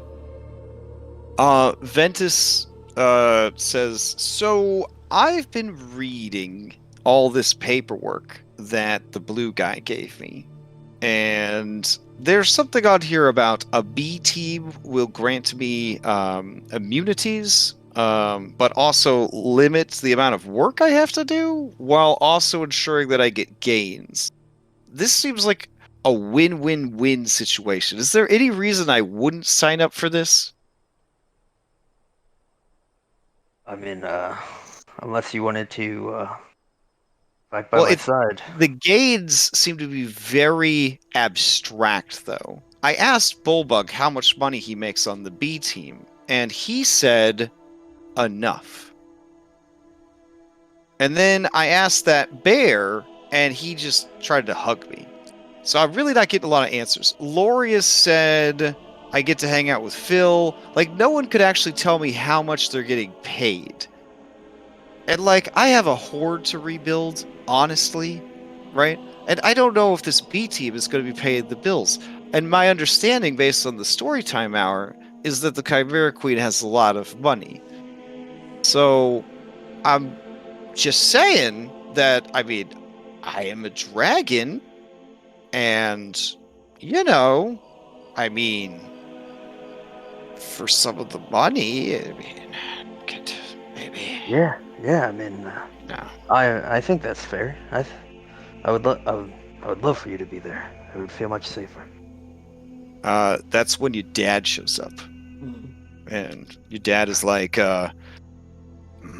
boy, you have a beautiful dragon girlfriend now. It's very important that you don't let anything happen to her. Ever. Anything. Look at her. Look at how beautiful she is. Look at how precious. Do you want to lose that? Do you want to lose the best thing that ever happened to you? Do you want to lose everything? I think we should go talk somewhere. he kind of looks around sheepishly at everyone, and no one is making eye contact with him. He says, Ooh. yeah, sure. let's talk it out. Yeah, so I'll take him down to our room, which is probably gonna be repurposed because I got a dragon girlfriend on the ship now. Can't have your boys staying on the bunk bed, you know? It doesn't work. But yeah, I take him down to the room, like Dad. I'm sorry. I think I was projecting a little bit. Yeah. Nessa says that I try to live vicariously through you because I'm so ashamed of the decisions that I've made in my life, and I view you as my opportunity to make right all the bad decisions I She said made. that to you? She said that to you? She said some Yeah. bullshit to me. She said some bullshit to me, and I thought let it was her have bullshit at first, but I really thought about it. During the resort vacation, and I mean, some of it kind of rang true a little bit. There may be some truth, but she says it's cruel. I can't believe you just managed to find yourself a dragon girlfriend. I'm so proud of you. That's all. Oh, It's thanks, just something about lady dragons. Just nothing else compares. And you see that tears are just streaming down his face. Yeah, I'll just give him a big hug. I'll try to pick him up. Yeah, sure. I mean, he only weighs about like 700 pounds. So yeah, pick him up. Okay. And I'll be like, Dad, it's okay. All right, but you heard all that shit Astreus used to say, and what says we're the new Dragonlords. Mm-hmm. Yeah. The Dragonlords have a duty, right? Yeah. So what am I supposed to do? Lock up this magnificent dragon and keep her out of harm's way? Or have her help us fight the good fight? Well, I mean, the correct answer, son, is that would be her choice. Exactly. Yeah. I feel like I don't know. I know that you got to do what you got to do with Hexia. It just breaks my heart. Breaks my heart that we're all in this situation at all. It sucks. It does. And I'll kind of like start shedding a little teary-eyed myself, but I gotta do what must be done, you know. Okay. Just I hope I didn't embarrass you too much. Yeah, you can never embarrass me. You're the greatest man I ever met. He starts crying a little bit. I want that to be true someday. I'm gonna keep working at it. I know. It's true in my eyes. Okay. Well, don't let your girlfriend get too cocky, cause a dragon on the battlefield, that's a high priority target. You don't want to bring them around when there's a lot of ranged attackers. Okay. Yeah, this is good to know. I don't know anything about this. Yeah. I'll ask him to like give me any more like info he has.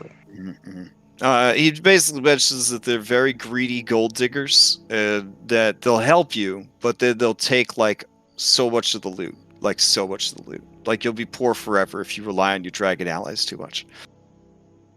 Yeah, I told her she could have everything there's my share, because I don't need money. Okay. All right. He looks up through the ceiling as if he could see through the ceiling to the upper deck, and he says, My boy got himself a dragon girlfriend. Stole her right out from underneath Sidon. Oh, man. Proud papa. That's me. My boy. All right, I'll let you get back to your planning. Sorry about that. Okay. That's fine. You can stay down here if you need a moment. Yeah, that's good. And I'll leave him. I'll head back. okay. While they're downstairs, it's super awkward, I guess, upstairs. Ventis is kind of looking around at everybody. But she's like, why did that fat old man get so upset? You ever heard Uh, maybe, of Maybe you should talk to Phil about that. I don't think we should just tell her. Oh. Yeah, I feel like that's something that Phil should say. I mean, I've been on the boat a couple days. That fat old man's his dad. Mm-hmm. Uh, Did Phil tell you anything about his mother? I mean, it did. I mean, oh, see, did you guys talk about Phil's Yeah. mother? I don't think so. Oh. I mean, if there's I don't think so. She kind of like scowls and says, "No, that we don't talk about moms. Moms are dumb." Okay. Well, he'll tell you when he's ready. Okay. I guess she didn't. The fame check wasn't high enough for that one, I guess. All right, so you guys continue plotting. Essentially, meta. Ventis is willing to help you with her full stat block of an adult copper dragon in this encounter, but she will want half of the dragon's hoard, or not the dragon, but the chimera's hoard. Holy doesn't shit. care about the magic items. She wants that cash money so she can sleep on it. She hasn't been sleeping well since she had to That's give a up her bit much. hoard. She's sleeping on one platinum, boys. I mean, the true power of a dragon at your disposal. I'm just saying. I'll be honest, guys. I've had a dragon help us out once, and it seemed to work out pretty well. Now, Odyssey. she will eventually join the B team. It's an inevitability. So opportunities like this will become scarce. Once she joins the B team, it's probably going to be some shit like flyby. Ventis flies by, uses a breath weapon. That's it. You got nothing. I feel like the only one that actually would care is not here. And considering this was supposed to be this is what was going to make it so we could afford to have everyone. Oh, she's not asking for the money from the king. She heard that this monster had a hoard, and she wants half of the monster's hoard. She doesn't want your. She doesn't want any of the money that you're getting from the King Castus. Oh, I mean, It might be more doable then. Yeah, I'm okay with it. Like, I don't know how much money we have. I don't know if we've ever. And Phil will even say that you could take part, like his share, and just put that. I'm pretty sure the money we with just her. got from like the 1,500 that we just got, that just paid the bill for the thing, right? Did we ever pay that off? No. I think she's fully anticipating getting half the hoard and your share.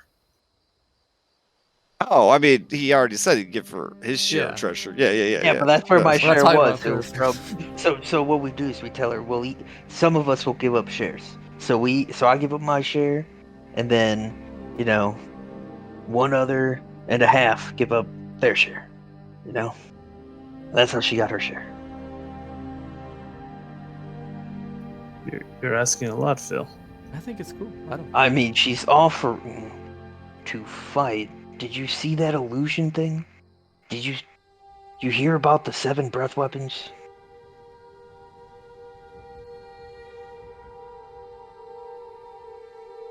I will say, I'm confident you guys could beat her without a dragon backing you up. But that'll help with the ads. But it'll be a tough fight. It'll be a tough fight. Chimera Island, raw, and in our campaign is an optional side quest. It is not part of the story. So it doesn't even have a real map. Some other person had to make this map. You can see it does not match any of the other maps. So somebody got frustrated that they didn't have maps for every island, and they went and made maps for every island. So that's how much of a side quest, ruby weapon, optional boss Chimera Island is. Maybe we don't forego our loot entirely. We just, split what's left of the other half of the hoard here. Yeah, I'm just saying she could have whatever my part would be of that. You know, as a part of her part. Right, and I'm saying she's probably gonna want both, Phil. She That's all. is desperate. She is desperate for a treasure hoard to sleep on. Again, you guys have recruited a dragon who, if there was an alignment system, is still very evil. This is an evil dragon that you have recruited. Don't be fooled because she's a cutie and because she is a copper dragon. She was born evil. She was raised evil. She is feeling bad about a lifetime of evil, but that doesn't just, you don't wake up and you're suddenly like, I'm a good guy now. I mean, you do if there's like Zariel's sword, for example, or some other cursed artifact that makes you change your alignment.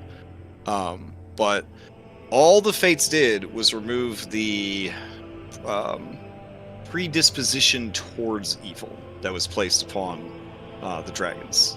So this is a person that, and you'll be glad to hear this, Phil, aged naturally, so you're not boinking a 6-year-old or whatever, aged naturally, and grew up essentially a part of Sidon's house. Okay. I'm not gonna lie, that concern was in the back of my head. I didn't want to give it voice. So, she seemed very adult to me. Yeah. I can't wait to hear her. Except for the your mama jokes. That was what I started to think about. And look internally. Juvenile humor and malicious pranks are a trait of all copper dragons, irregardless of alignment. Yeah, that's one of the reasons that quote unquote good adventurers end up having to fight quote unquote good copper dragons, is because sometimes copper dragons get so caught up in their pranks that they do end up harming people or communities or even getting people killed with their pranks. Like that's how bad it gets. So yeah, so you add evil to that and it's really bad, like a Saw movie. This woman lived a Saw movie as the bad guy. Yeah, I'm looking forward to her insulting the King's Dragon. Oh, dude, that's gonna be so great when we ride into Mitros with her. Oh, that's gonna be so awesome. And the other dragons. Oh god, it's gonna be so fucking cool. But anyways, I mean, we're a democracy. We could just take a vote. And I don't think we're doing this until tomorrow. So we could even, until next week. So we could even wait until High Potty is back to take the vote. Yeah, I mean, you guys could discuss it on Discord too during the week. So, again, like it's a tough ass monster. You gathered that much from Chandras. This is a tough ass monster. Essentially the first chimera created by Lutheria. Ads are the issue, more than likely. Figuring out how to get her isolated from the tremendous number of chimera that use this island as their lair, that's going to be the problem. You've had some good ideas floated by, using the ship as bait, using a B team or a C team essentially as bait, having several teams around the island, drawing out the manticores, or not the manticores, the chimeras, while your team hits up the center. And then this new ally, ? Is floating past you a very mercenary option of, I will bring my full draconic power to bear, but I want half the Queen's coinage, essentially. Again, not after magic items, not after the money you would receive from a Castus. Just wants to fill Phil's cabin. Like, the whole floor needs to be at least 6 to 8 inches thick of coins. Phil gets up in the morning. Walks over to make his coffee. Walks back. Honey, do you think we could, Pythor comes, just stands in the doorway, like, just admiring. It's like, So we may need to do the reverse. What was it? The lizard lord tribe leader. Cave in the entrance way.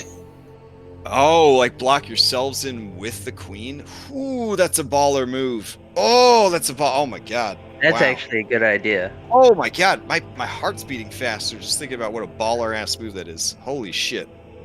Oh man. Because then she couldn't fly either. Because that's the other thing. Like obviously, Queen of Chimeras can fly.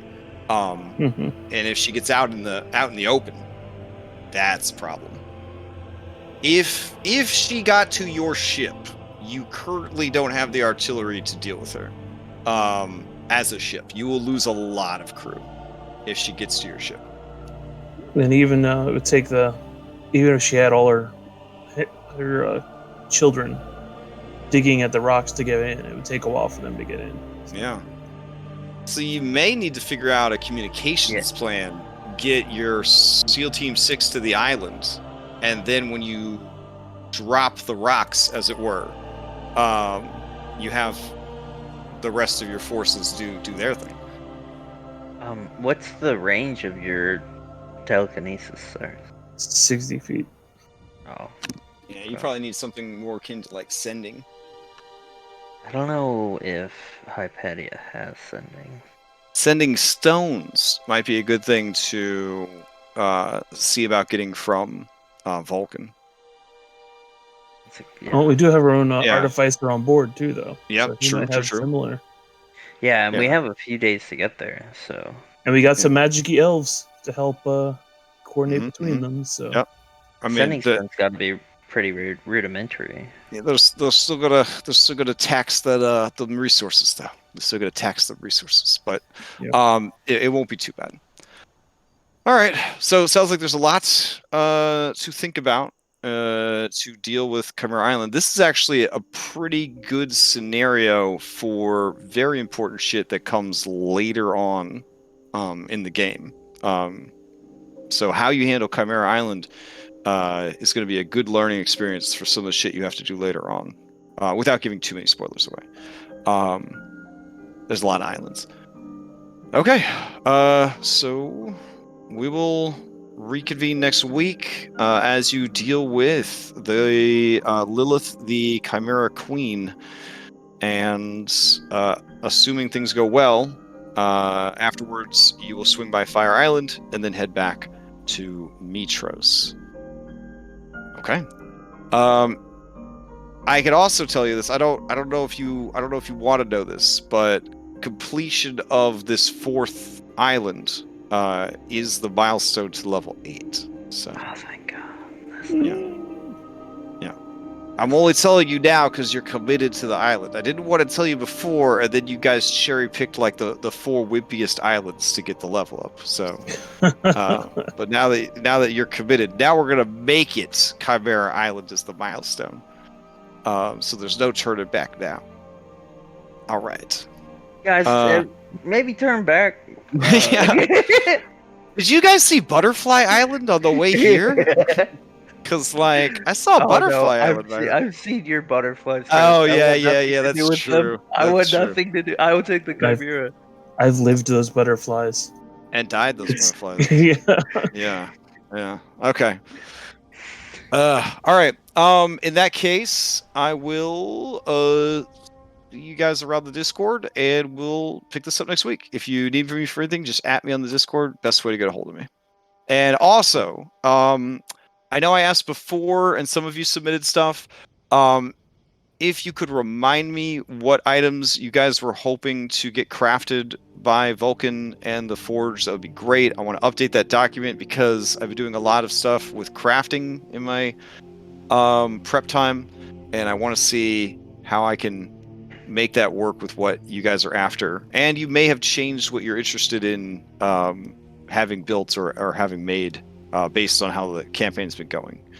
So if you could give me a fresh request, as it were, for magic items and such that you were looking for, that would be great. And if they're not fresh, just remind me of what you asked for so I can get them all into one document and make sure that they're all sorted. Okay. I know they're on the treasure channel too, so I could just check that. So yeah, let me check the treasure channel, and then if you didn't submit anything, or if you want to change it, or if you have new things, go ahead and send it to me. All right. Sounds good. All right, guys. Good luck this week. And yeah, good night. Thank you, sir. Good night. Good Bye. session. Night.